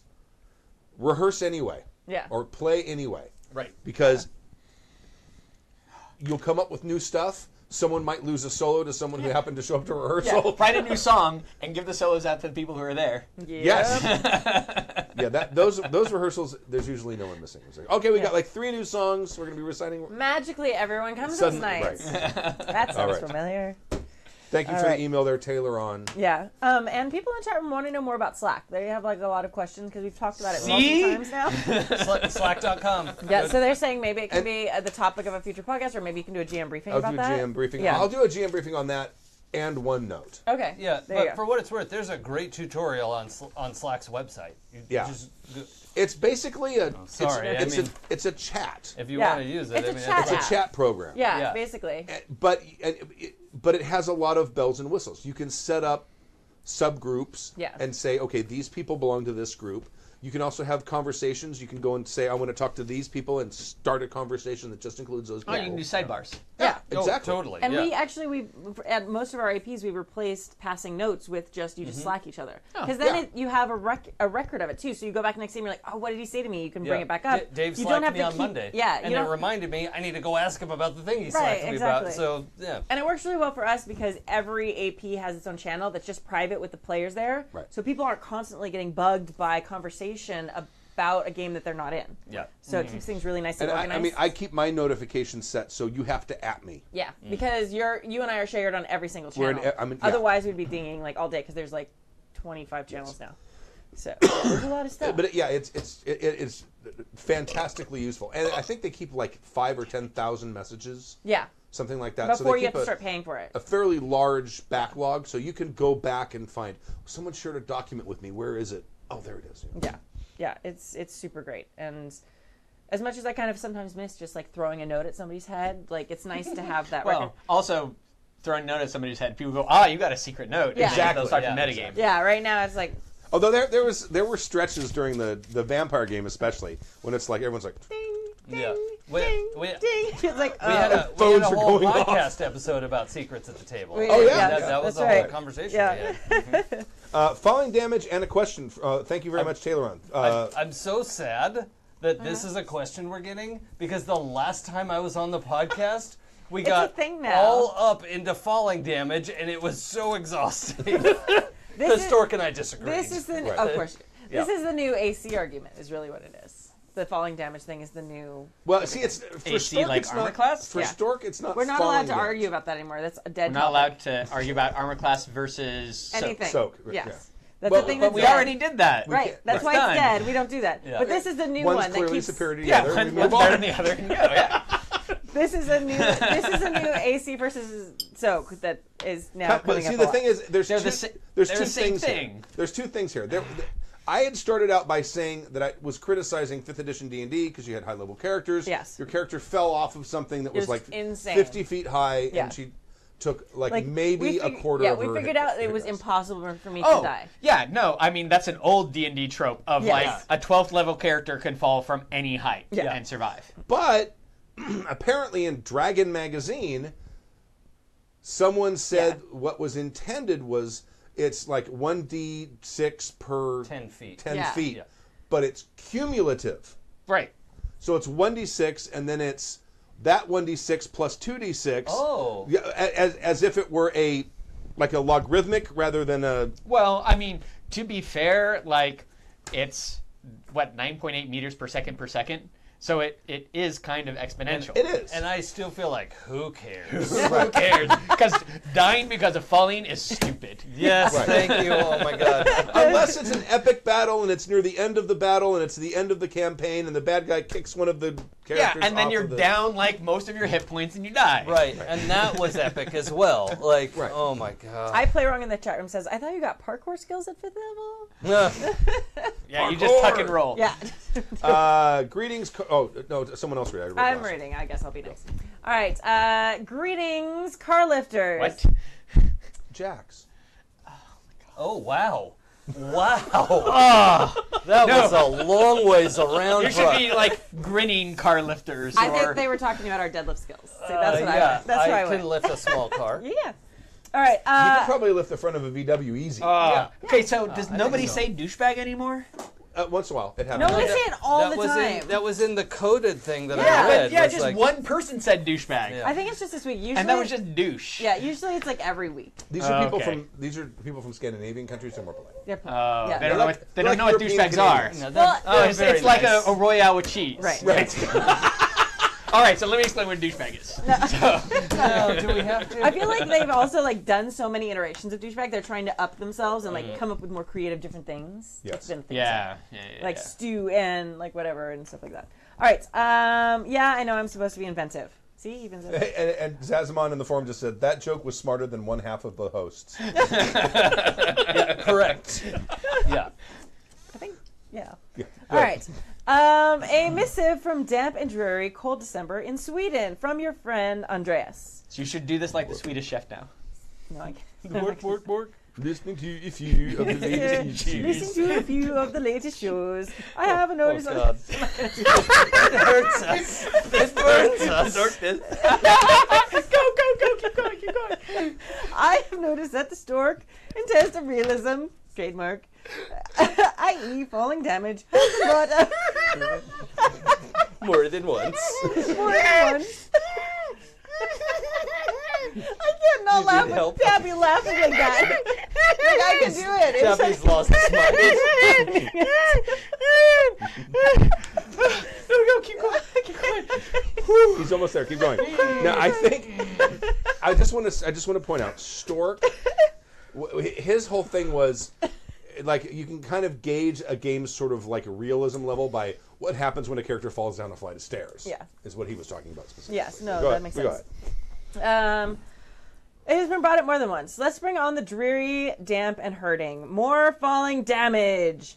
For your declaration, I thus bring forth a game system I expect Zork to run as an AP soonish. Bully pulpit games, falling and drowning.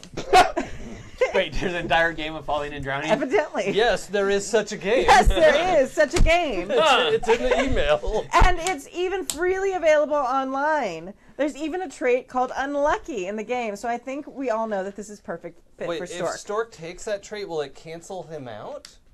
Then he just disappears in a puff of logic.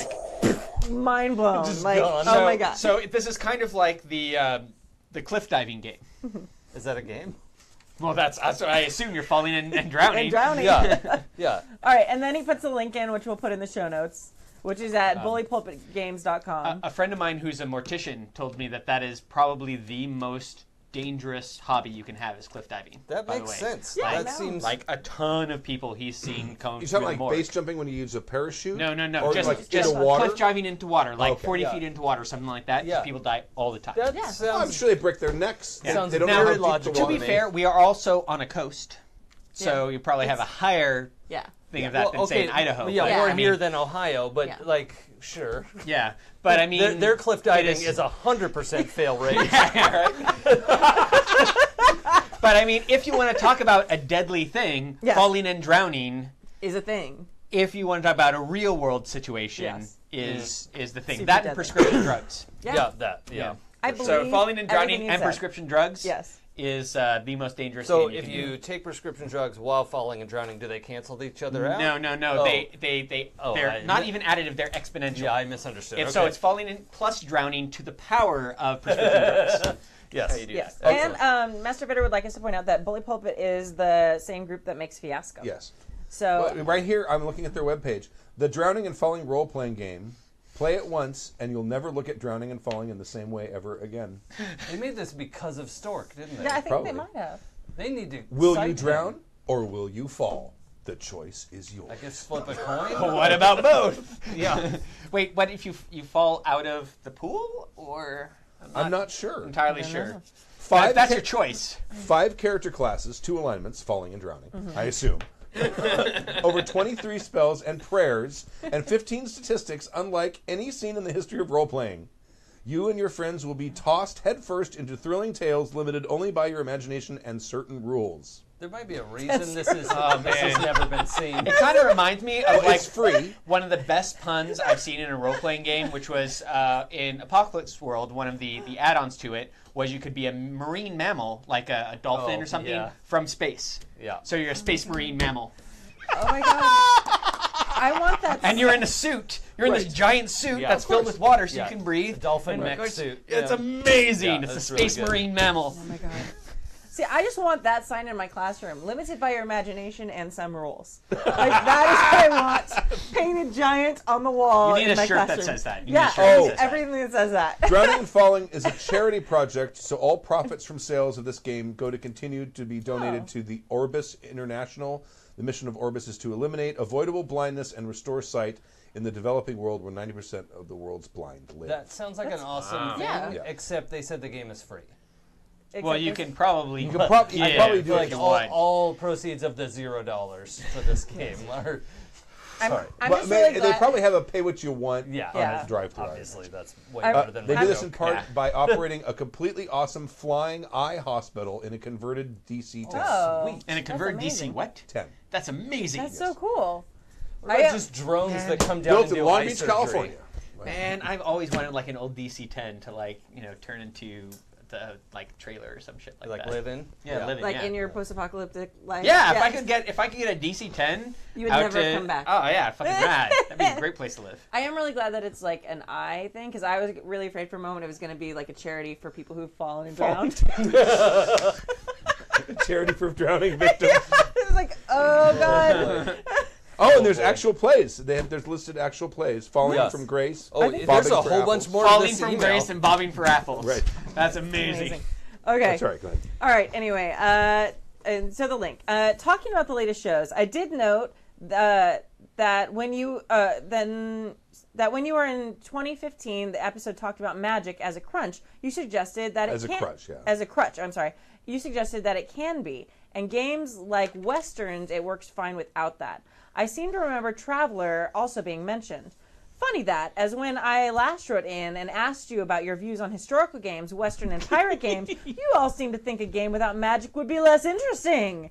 Well, I forgive you. Okay, so we forget things a lot. Yeah. Yes. We drink. And sometimes we drink when we do the show. There's Sometimes. there's a great game called Aces and Eights. Do you guys remember that? Do you ever play Yeah. that? I never played it. That's when they had that cool hit location. Yeah, Right. yeah. But when you get hit, it sucks bad. And that's like if you're going to play a game without magic, there is just very little room for error. Yeah. Right. And if you want to play that kind of game, fuck yeah. Yeah. Yeah. Because also it's like, okay, do you want to draw? No.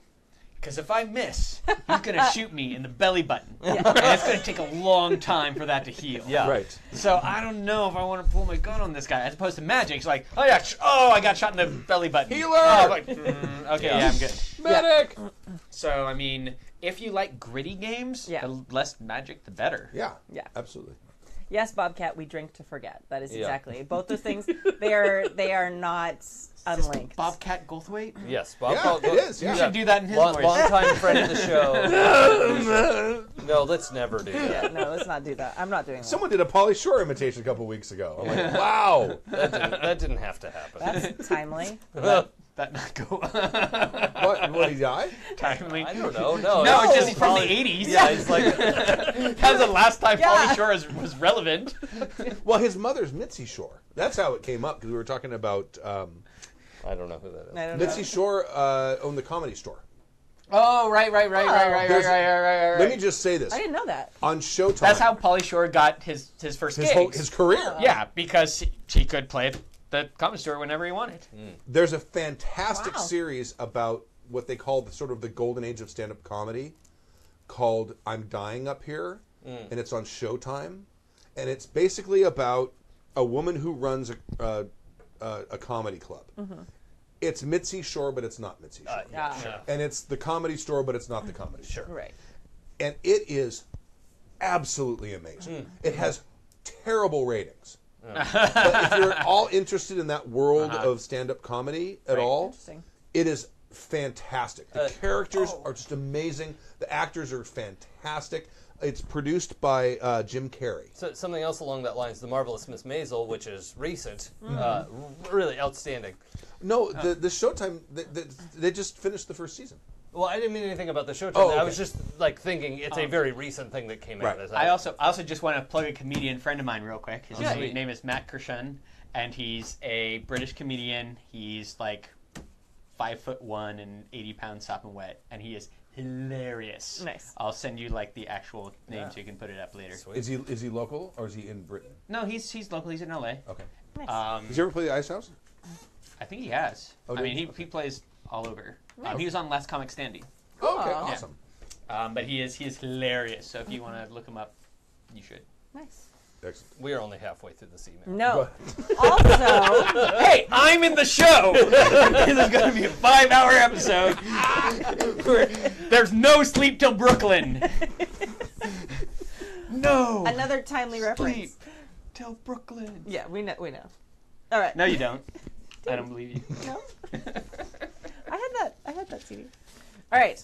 You were not born yet. Also, a question. I still eventually got the CD. All right. I have recently started a Fate game set in Tecumel. Tecumel. Wow, that is a deep cut. Do you know Tecumel? I do not know Tecumel Oh, at all. wow. I pronounced it What right. is it? It's like a sort of tech fantasy from a series of novels that were not widely. I mean, the people who read these novels are like, it's like I'm going to use cult in like the nicest way possible. They're Okay. the nicest cult I've ever met, and it is I have so many questions. well.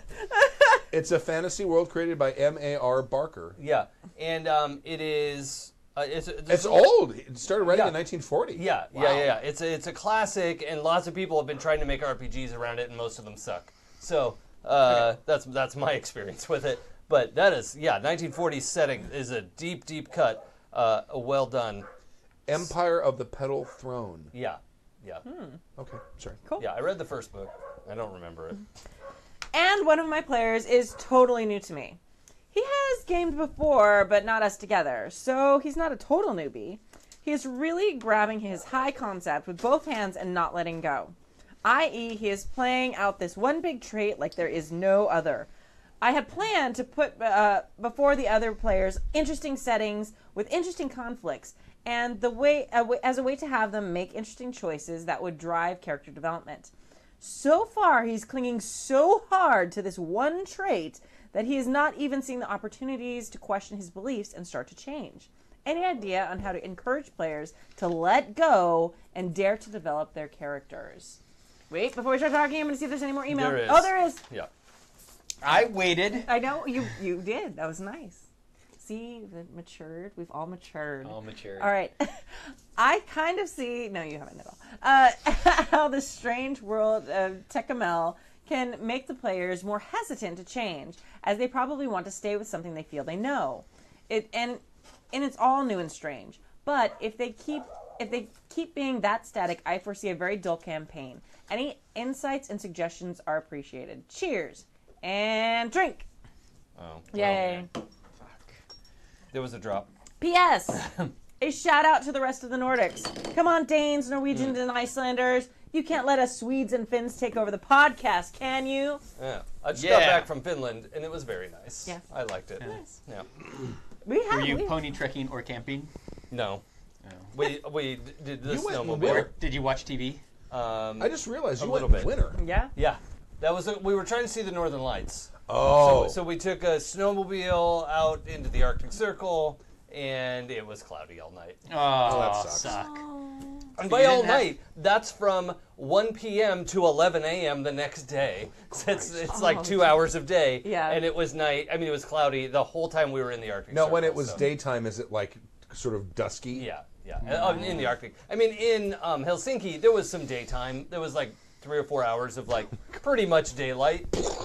Oh, I loved it. Oh, yeah, that sounds awesome. Yeah. You know how many coats you could wear? Yeah, several. I grew up in Seattle, so the never-ending sunlight of this city is devastating Does to me. does the fish have a lot of vitamin D in it, or what's the one you get from sunlight? Is that D? D, Yeah. vitamin Yeah. D, They must eat a lot of something. something. that Well, you has know, vitamin redheads D. make their own vitamin D. Oh, they do. Yeah, if they don't get enough sunlight, they they, Oh, take by over eating and- the souls of other Yeah, people. so they Yeah, eat yeah, yeah. redheads. Yeah, they eat Yeah. redheads. Yeah. Yeah. Yeah, This no, is why we had like this. He being, was preparing. being a goth and not in LA is awesome. I was just in New York, and you can wear all of your shit. That's rad. Yeah. I like Ellie just as it is, and I'm super happy to hey, be 90 tomorrow. So how about this guy's question? Okay. Oh, yeah. So, So you have a player who's like oh, super I have a- clamped onto one thing. I'm phrasing for Stu who went to the bathroom.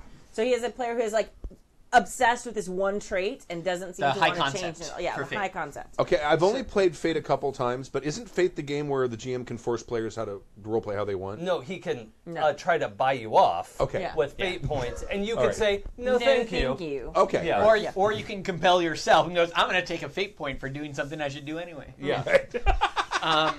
But You can't really do that in Fate, can you? oh yeah, totally. Yeah. Yeah. It's built to do that. Yeah. Okay. So you can reward yourself for doing for What you fucking should be yourself doing over. anyway. What you should Okay. be doing. Yeah, like if your character's an alcoholic and you go and take, And you start drink drinking, to yeah. the point where it affects you negatively, Yeah. you get a fate point for it. Yeah. Okay. And you want those points, man. They are Yeah. worth Yeah. Especially everything. like getting myself where I have a refresh of 1 is awesome because then I totally have to fuck myself over in order to do anything. Yeah. But my big question is this guy having fun? Sure. Yeah. Because if he's having fun and everybody else is developing their characters, who cares? Yeah. Mm-hmm. Let him Like, roll. if it's not, he's not the entire campaign. Yeah, and I'm not hearing that he's complaining Yeah. about your story. Yeah. Maybe he is, and that just didn't come through. But clinging so hard to his own tree, he's not seeing opportunities to question his beliefs. Now, like if that's fucking up the story for the other players, then maybe there's a conversation about that. But like if he can go along with the story and stick to his thing, like that's a character choice too. And like Sure, I've yeah. tried to play that character Yeah. before. Yeah. Not everybody has to change Yeah, nobody throughout has the a thing, especially if character you arc. don't change and everybody does, and the disparity between those two. Yeah. Right. That can be very Yeah. interesting. Now, that being Absolutely. said, I despise a game that has something like a trait that says something like impulsive. Okay, so now you have this character who is like twitching to, like they're so ready to say, well, I do this because my character's impulsive.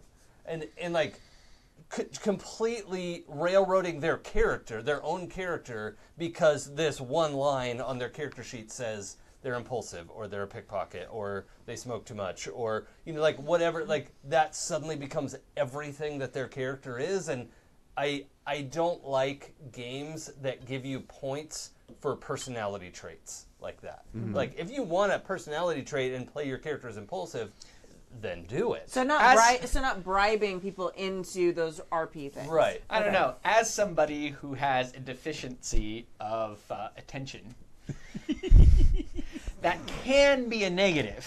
No, that, I'm not saying it's not affects negative. your life Sure. significantly. It totally is, And but I that don't is want it on a something- character sheet that got you points to then buy something else, and then you're using that as the sole motivation for everything your character does. Well, the sole motivation for everything your character does is different than something that fucks your character over that you should get points for.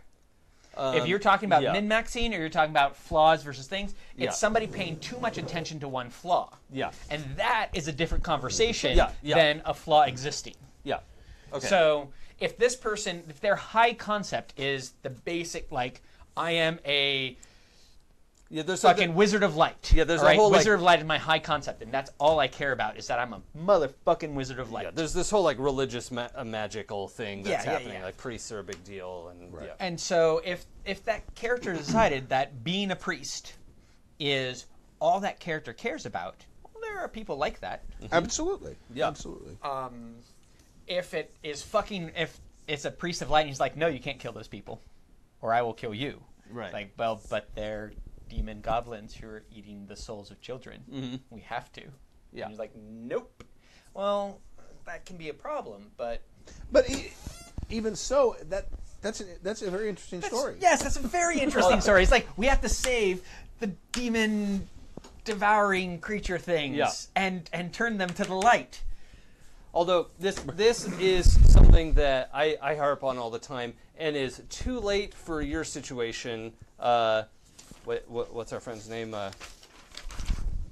Is this Taylor on? No, it's not. Andreas from Sweden. Oh, Andreas, yeah. From It's, Sweden. it's too late for Andreas, but I would never I don't let players bring characters to the table that they made in a vacuum. Ideally the group all makes their characters together and talks about it together, but if I have a player coming in after the group's already formed, they have to make their character with me. Right. Like, not like I'm not going to allow you to do whatever, but like they need to get a sense of what the rest of the group, what the feel of this campaign is about. And if like it's if it's an all rogues group and you want to throw a paladin into there, I either want to say like, are you sure you want to do that? Or this is an all rogues group, your paladin will have some conflict. Are you okay with that? And prep the story for like, why would your paladin run around with these rogues? And at least have a conversation about it. Rather than this guy comes to the table with his paladin, wizard, whatever, and just not fit in at all with the rest of the group. Like, well, how did he wind up with these guys? You know, and just not make characters in a vacuum. Well, like you have a vampire game where you've got like, you know, a millionaire Ventru and a millionaire Toreador, and then someone comes in with a stand-up comedian midget Nosferatu. Yeah, Right. that would never happen. That sounds rad. Never. But no, It actually was. What would be was worse? amazing. What would be worse if then you had a neo-communist Bruja who hated millionaires? That's a problem. Yeah. A midget Nosferatu comedian is amazing, It was especially with two millionaires Yes. who Yes. can bankroll that motherfucker. They didn't. They bumped But heads. I mean, like when you have intentional conflict within a party, that's a problem. Yeah. Depending, like, I mean, like, No, that- also But using if that that's same, not what the party signed up for. right. Yes. Yeah. Yes, 100%. And I think that that's a great point. Like, that's one of the reasons you, like, not doing it in a vacuum, that's one of the benefits in having the GM there. And you get to have that conversation about this is Vampire the Masquerade. There might be some conflicts between Right. members of the party Well, unless you're playing a Sabbat game. Right. Yeah, we had that when we played our 4th edition D&D game, and we had Oh my God. Claire, who was playing the Corellian Right. person, and then my character, who was so thought epic. he was a cleric and wasn't. Right. It was Right? so awesome. and So much conflict. Oh yeah. Right. Absolutely. But you planned for that. But it was no. Oh no! She was like, I'm really like, ooh, Corellian. Yeah, no, there was actual conflict. There was really real conflict there. It was Wait, to be fair, hilarious. we were all getting back into gaming for the first time in a long time. We had like 12 people playing D&D 4th edition. Christ. There was a fun game. It was really fun. It was. Those of us who It was. survived and like lasted had a blast. Oh, that doesn't sound fun to me. But Have you heard about Doorway to Love and Peace and Bahamut Forever? No. Oh, he had man. pamphlets. He would What was his pamphlet. race? He was a Goliath. He was Yeah. a That's Goliath warden who thought he was a cleric of Bahamut. Yes. Okay. It was pretty amazing. Sure. Was it Yeah. a one shot that she tried to burn everything, or was it that game? Wasn't it like a one shot? That was a different game. That was a Yeah. different game. That was the game that. No, that was when we took the Tard boat to Death Island. Was that game? That's right. Yeah. Yeah. Man. That game was the one I co-GM'd with one of the B team guys who's never here anymore. Clockwork. No, the other Ron? one who's Rob. Rob. Is it Rob? No. Not Hosier Rob. No, it was it the was other Rob, guy. the other one, yeah. You know what I'm talking about? Yeah. That guy. I hope he isn't listening to the show. I haven't seen him in years. Yeah, he's still around. I think he had kids. No, he lives like way out in Yeah, the yeah. IE. People still live there. They do occasionally make it to LA from the IE. Not very often. Not very often. New California. That has not been proven. No, it is. No. No, they have that No. horrible gas blight. I there. personally- their I have cars are all seen sitting no on evidence. cinder blocks. Not Anyway, all on cinder blocks. My mom occasionally makes it here, so it's okay. from my understanding of Fate, I've never run Fate. We played it last week. You can bribe Yeah. the player to maybe look at something else on his character Yeah. sheet besides his high concept. Yeah. And having Fate points is good. Hey, have you played Fate? Yes. So, do you know if I go, so the GM's trying to like trigger something on my sheet, and I pay him to not do it? What happens when I'm out of Fate points? Do I have to take the thing that he's giving me? I believe so.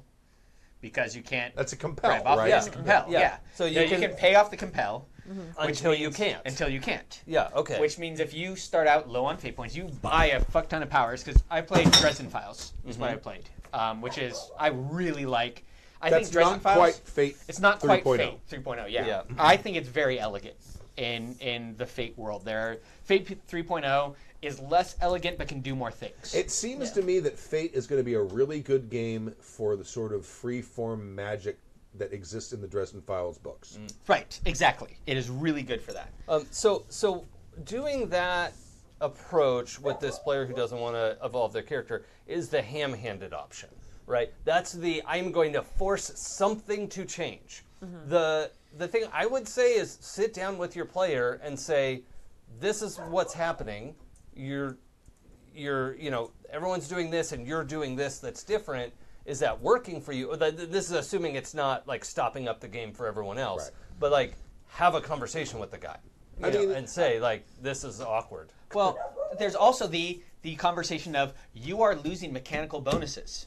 Yeah. Right? If you are not using this totally drives a fuck ton of players. Yes. Like Oh, if you're sure. only using your high Bribery. concept, Yes. you have a whole fuck ton of other aspects Right. that you could be using for mechanical bonuses. Right. And just start pointing them out. Right. And But- by the way, you could totally use this. Yeah. At the very least, he or should have a be out of fate conversation. points. Yeah. Or have a conversation with this person and be like, okay, so we just did this game and you only use your high concept, and you could totally do it this point, this Yeah. point, and this point. But have that conversation one-on-one, not with Yeah. everyone else Right. there, Right. because Yeah. that is a recipe for disaster. Yeah, I am kind of giving like the vibe from this email that's more like the GM being disappointed that his story isn't going to impact this player and the character. Yeah. Not so much about like. And oh, yeah. I mean- It may be that the player doesn't want to. no, which Yeah. is fine. I'm not Yeah, saying yeah, yeah. I'm not It's saying like- the player's wrong. Yeah. I'm No. saying that's I think the motivation. Like I feel like the GM is hurt that he has this like not necessarily like railroady plan, but like hey, I have this impactful storyline that's going to change your character, and Yeah. the player's like, no, my character's cool. And I feel like Yeah. the GM's taking that like a little personal. Yeah, if that's the case, then the first question is, are you having fun? Yeah. And if Right. it's yes, then you're off the hook. You did everything you had to do. Like, Yeah. Yeah. And it's like not every single story has to be War and Peace. Yep. There you go. Yeah. If That you're too. all having fun, you're doing right. I mean, and getting back to like L5R, one of the things I love about L5R is the fact that you have the seven tenets of Bushido that everyone is supposed to follow. Everybody buys into that from the start. Right. And it's easy as pie to come up with a situation that puts two of those in conflict. Yep. And then the player sits there, and it happened in the L5R game, the Inukai game that I ran before. The players sit there and go, shit, Oh God. Yeah. what am I going to do? And if you ever Duty watched, or honesty. Yeah. Oh fuck. Yeah. Exactly. and if you've ever watched the original 47 Ronin, Oh yeah. it's what, 6 hours long, 5.5 hours long. It's huge. It's two Forever. parts, and each part is Forever like long. 2.5 hours long. That's I'll- the one I'll- with the car chase through the town. Yes. Right, where he... That one. Yeah. I'm Yeah, gonna with throw the this nutty with the dinosaurs. so I hard. know what 47 Ronin So- is.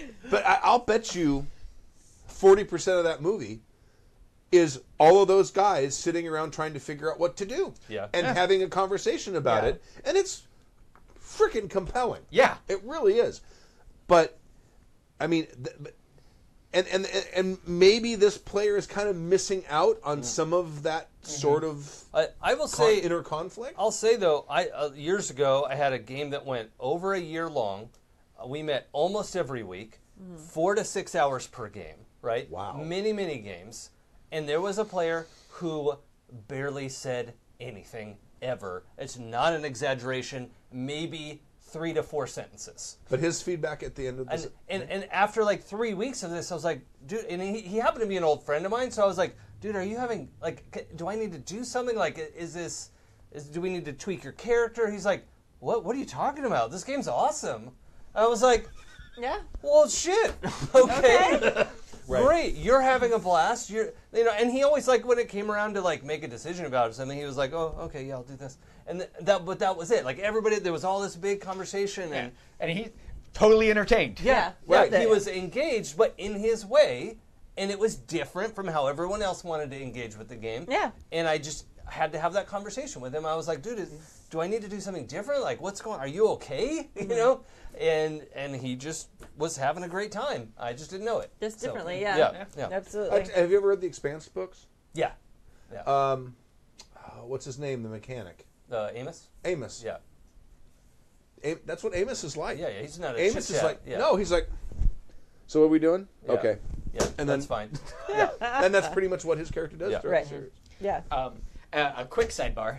Other movies you should watch for L5R is Seven Samurai, and, Oh, try and determine which clan all the samurai are in. Oh, I haven't done That's that. fun. I'll watch It's it a again. lot of fun. I'll watch That's it a good again. idea. Yeah. I like that. And I think everybody should do that and like write down which ones they think it are, and I think they'll be very different. One of my favorite samurai films, which is hard to find, is called The Twilight Samurai. Have you seen it? No. It's about a samurai who's also a werewolf. no, his wife has died. That'd be amazing.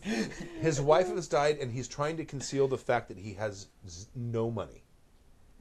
It is a very sweet story about him and his child, and it's fantastic. Oh, like Lone Wolf and Cub. Yeah, Yeah. It's It's very fantastic. sweet. That's It's gonna very... make me cry. Of course, Yeah. it's samurai films, so it's kind of a tragedy. Yeah. Yeah. No, Lone Wolf and Cub is not. I mean, that's Hey, ridiculous. Addition, sidebar to the sidebar. Is there a way for me to learn about L5R without cracking open the enormous rulebook? You know what? You can The- listen to our AP. You can borrow my 4th edition book. That's Yeah, let great. me just tell Exactly you. one what that's he a said this not to thick? do. No, but the beginning, like 8 or 10 pages, describes the creation myth of Rokugan and why the Celestial Order exists. And that Okay. really, when I read that, suddenly I was like, okay, I've wrapped my head around Well, this I know world. a bunch about Japanese mythology. Okay. So, You're halfway Well, there. the mythology's It's different, Okay. but it's it's the same but okay. different. yeah. all right.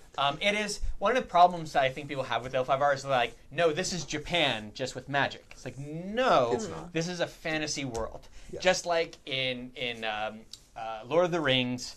Middle you have- Earth is not Yeah. Britain. Like the Okay. Men of Gondor is not Okay. Britain. Yeah, the I definitely Riders of thought- Rohan are not. Yeah. Okay, yeah, my impression of L5R was Japan with magic, so Yeah. that's helpful to know as well. It is really Okay. important to, Although it to does, realize. it is the samurai are central to Rokugan, Sure. and Alright. samurai is a very Japanese concept. Yeah, of Yeah. course. Yeah. So yes, in that sense, yes, but I can let you borrow the book. You can Yeah. borrow it. Yeah, I'll It- watch it the is- AP it's- too. I just or- was trying to. I was worried about going into the AP and being kind of lost with the. Nah. We're all lost when we started anyway. Yeah, so we're a lot of super- shit gets yeah. destroyed. I think a better example might be Game of Thrones and Europe, Oh, and sure, okay. Yeah. L5R and Yeah. and Asia. Yeah, Okay. Are there like a lot of wizards in L5R, or it's pretty? No. they're called Shugenja. Shugenja. They're Shugenja. kind of they're more like priests, Yeah, okay. Yeah. sort of. Okay, sorry. Yeah, I took us way off the That's okay. track there. We all like talking about L5R a whole lot. Yeah. If you hadn't It's- noticed. Yeah. I'm so happy you guys are on the nerd train for L5R because so I good. fucking love that game It's so so much. good. Oh, I gotta check it out. Oh, it's It's so our like good. most popular AP of all time, other than the Ghostbusters game. The Ghostbusters LA game, But that was a one shot, huge. so it's a little different. Yeah. Yeah. That was our All first right. AP. GM and player win. Shall I Do Sure, it. Do yeah. you think? from Zombie at Heart? Yeah. Hello, Happy Jacks. I'm writing in to talk about my last D&D session and our amazing DM. Amazing. I wasn't DMing that game. I don't know. The chat room gets That's really weird. excited every time you say it like that, Tappy. They're like, a Tappy amazing! We heard a Tappy amazing! It's like a thing. Awesome. Well, yeah. Remember how drunk I was then? Trademark. I do. I remember. But just barely, because I was also pretty drunk. Me and 2 other players were involved in a town festival, which was secretly a ritual to keep away the shadow dimension or some such. Okay. Awesome. I'm Or in. some such. Yeah, I'm into totally it. bought into this. I'm into it. We had decided we had been jerked around enough and refused to complete the ritual. Well, it turned out that the mayor's daughter had hoped for just that and was conducting her own counter ritual. It doesn't say counter ritual, but it felt appropriate. To merge the 2 worlds so that she could be reunited with her father. Oh. Battle ensued as she began overflowing with dark energies. That's probably fine. Yeah. We fought a few rounds until her mother and sister tried to pull us away, begging not to kill her. I am playing my drow sorcerer and finally had a brilliant idea. We had seen her father's portrait in the library and town hall, so I decided to cast an illusion to disguise myself as him. Ah. Nothing could go wrong with this. No. Kind of still end well. I walk over and put my hand on her shoulder and tell her, "It's okay, Angel. You did it. You saved me."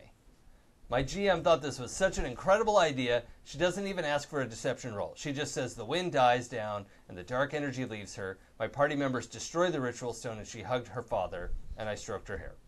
Okay, it got a little weird there at the end. The onlooking town members cheered and applauded as we stood victorious. I personally want to thank my DM, Vivian, for being such an awesome GM. Yes. She hasn't been game mastering very long, but we've all had such a great time with her games, and I promise I will take the GM seat so you can play eventually. Aw.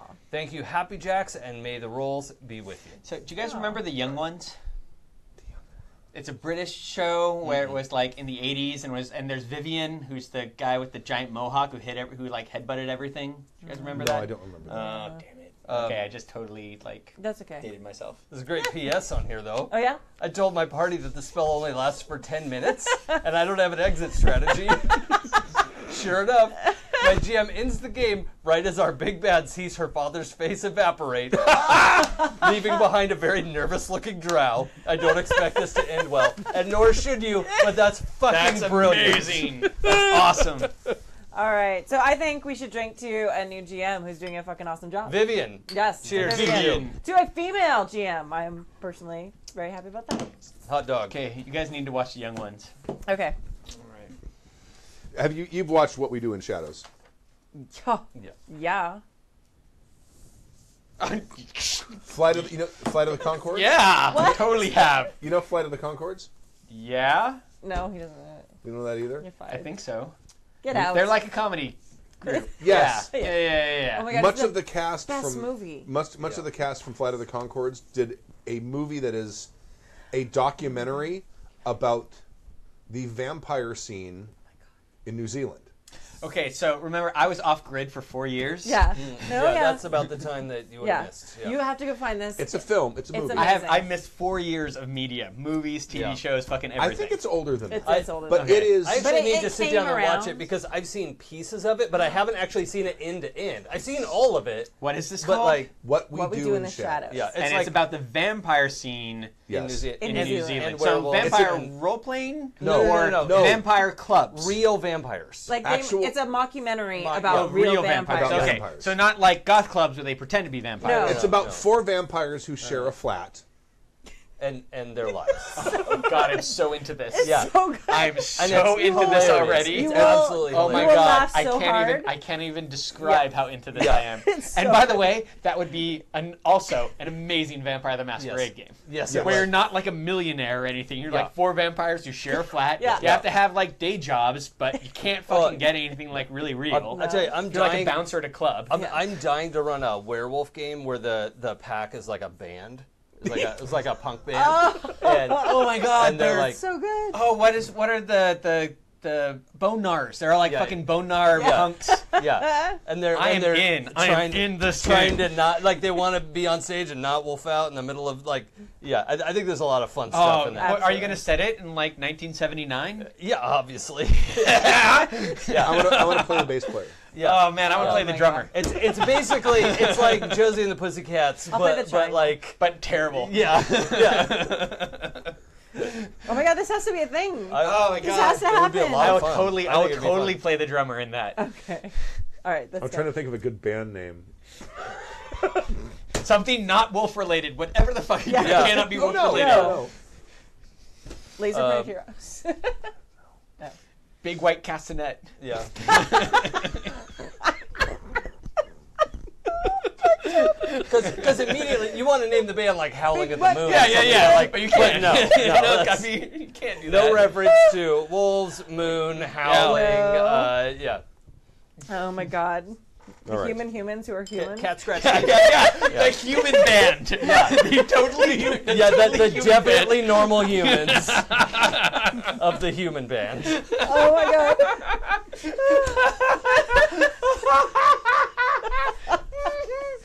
Oh my God, it's so Yeah. good. Oh, jeez. All right. That's the juice. It's Oh going- God, my liver. Yeah, you know the document I was saying earlier with the upcoming games? This is going on it like when I get home. You're official. Oh shit! Now I have to do it. Yeah, I had to Oh run it, god! yeah. All right, I have to go learn how to run werewolf. Here, he would It's borrow right it? there. There you go. Those are I like the new 20th one. anniversary ones are They're really fantastic. good. They're really Really? really Okay. good. Yeah. There was like the old World of Darkness and the new World of Darkness that I liked a lot, and then This this is came old. out, which is Old World New again, and Yeah. like I don't even know what version. It's- it's Well, it's they said organized old. the themes of the old World of Darkness with better mechanics. Yeah. Oh, all right. Well, And cleaned up and all in one book. Yeah. All together. really? Nice. That's it. Oh, That's all you okay, need. Well, Uh-huh. just this tiny volume. Just that tiny wafer thin volume. Wafer thin. To be fair, you Totally. are used to PBTA, so it's Yeah, a little bit but, like, here's my one sheet of Yeah. mechanics for Yeah. this entire game. Yeah. Like it's seriously like Yeah. six Yeah. pages. Oh, and by the way, half that book is actual rules. Yeah. Yeah, Yeah. yeah. I mean, I did come from Shadowrun, so Okay. I played every edition of Oh, Shadowrun. you should see the. Oh you man, should did you see- hear about my second edition game that I want to run? I'll tell you about that. All right. You should see my Mage the Awakening book. It's probably another Oh, yeah, I played half Mage. inch thicker than Oh, that. the 20th edition one? Yeah, I have that one too. It's wow. huge. Because All they got to right. list all the spells. Well, not just the spells, but they have to give you a bunch of examples of how to take all of the they're not called disciplines. What are they called? Spheres? The Yeah. spheres. Yeah. And here's how you And how they mix together and bullshit. that's hard to. Yeah. And then figure out. the rotes, here are sample rotes Yeah. that you can use, or you can make rotes like this. Right. Or you Right. just But- literally and do then anything. If you are in this tradition, this rote might look like this thing. But if you're in this tradition, you'll probably use this other rote that does a similar thing but slightly different. And I'm actually shocked the book isn't as thick as the Hero 6th edition books. Oh my god. Right. Yeah. Which is like that much. Of it. Oh. But Hero 6th edition is literally all rules. Yeah. Yeah.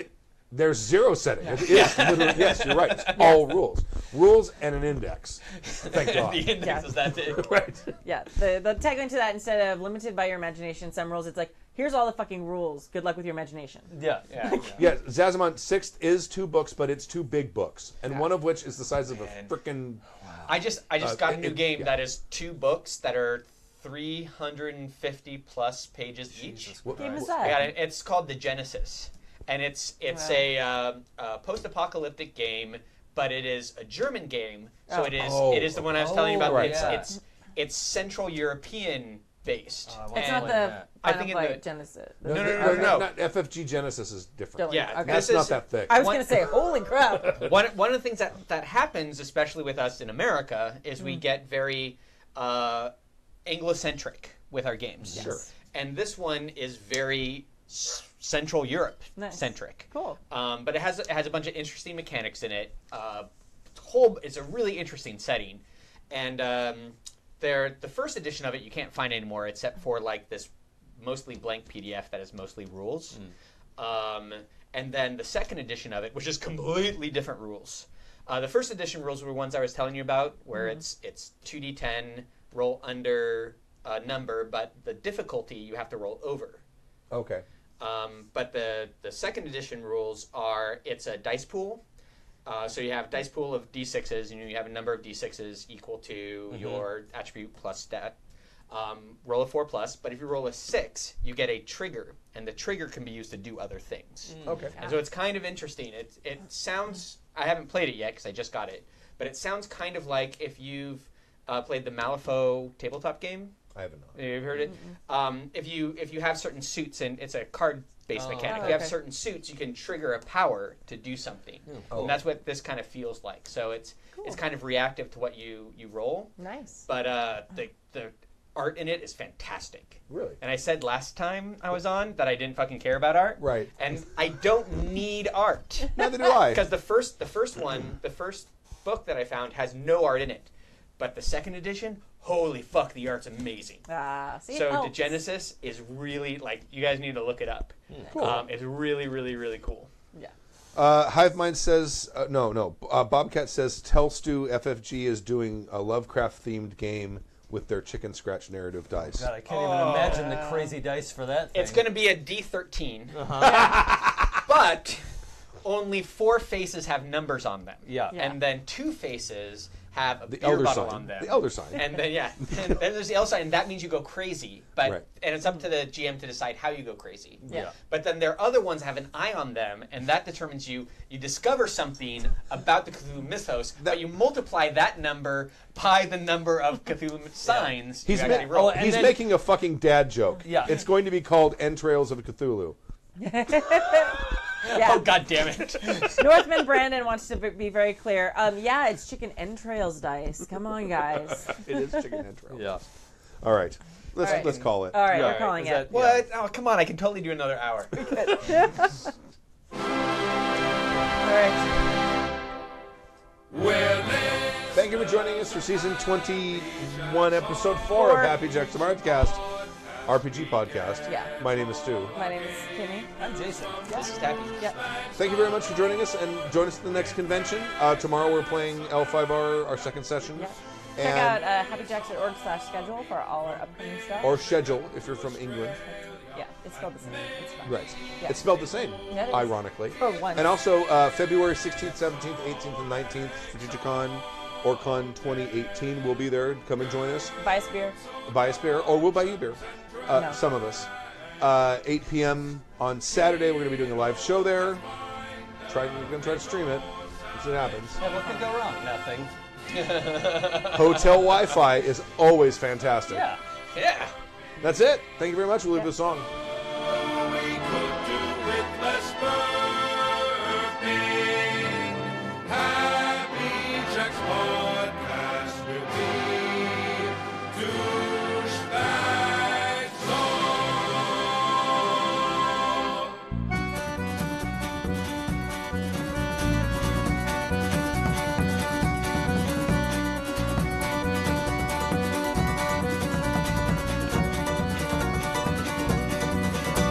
Tis 3:30 and the chill is gone. It's the longest binge I've ever been on.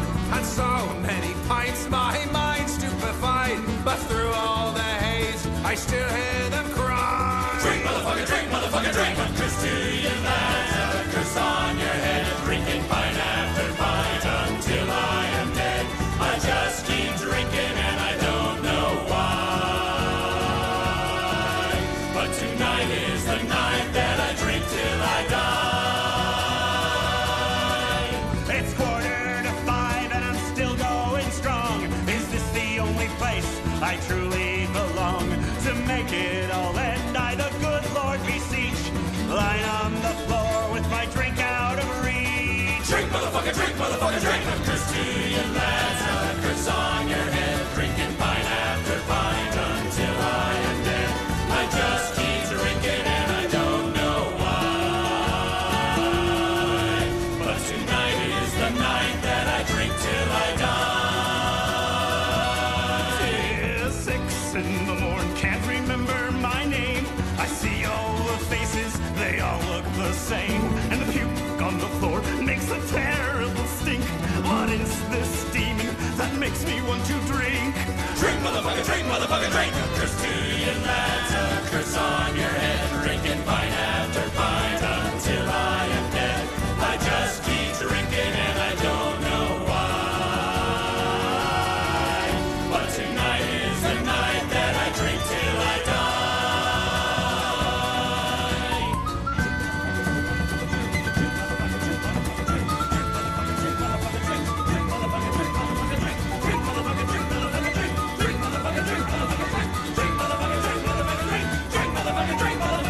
drink, motherfucker, drink, motherfucker, drink. A curse to you lads, a curse on your head. Drinking pint after pint until I am dead.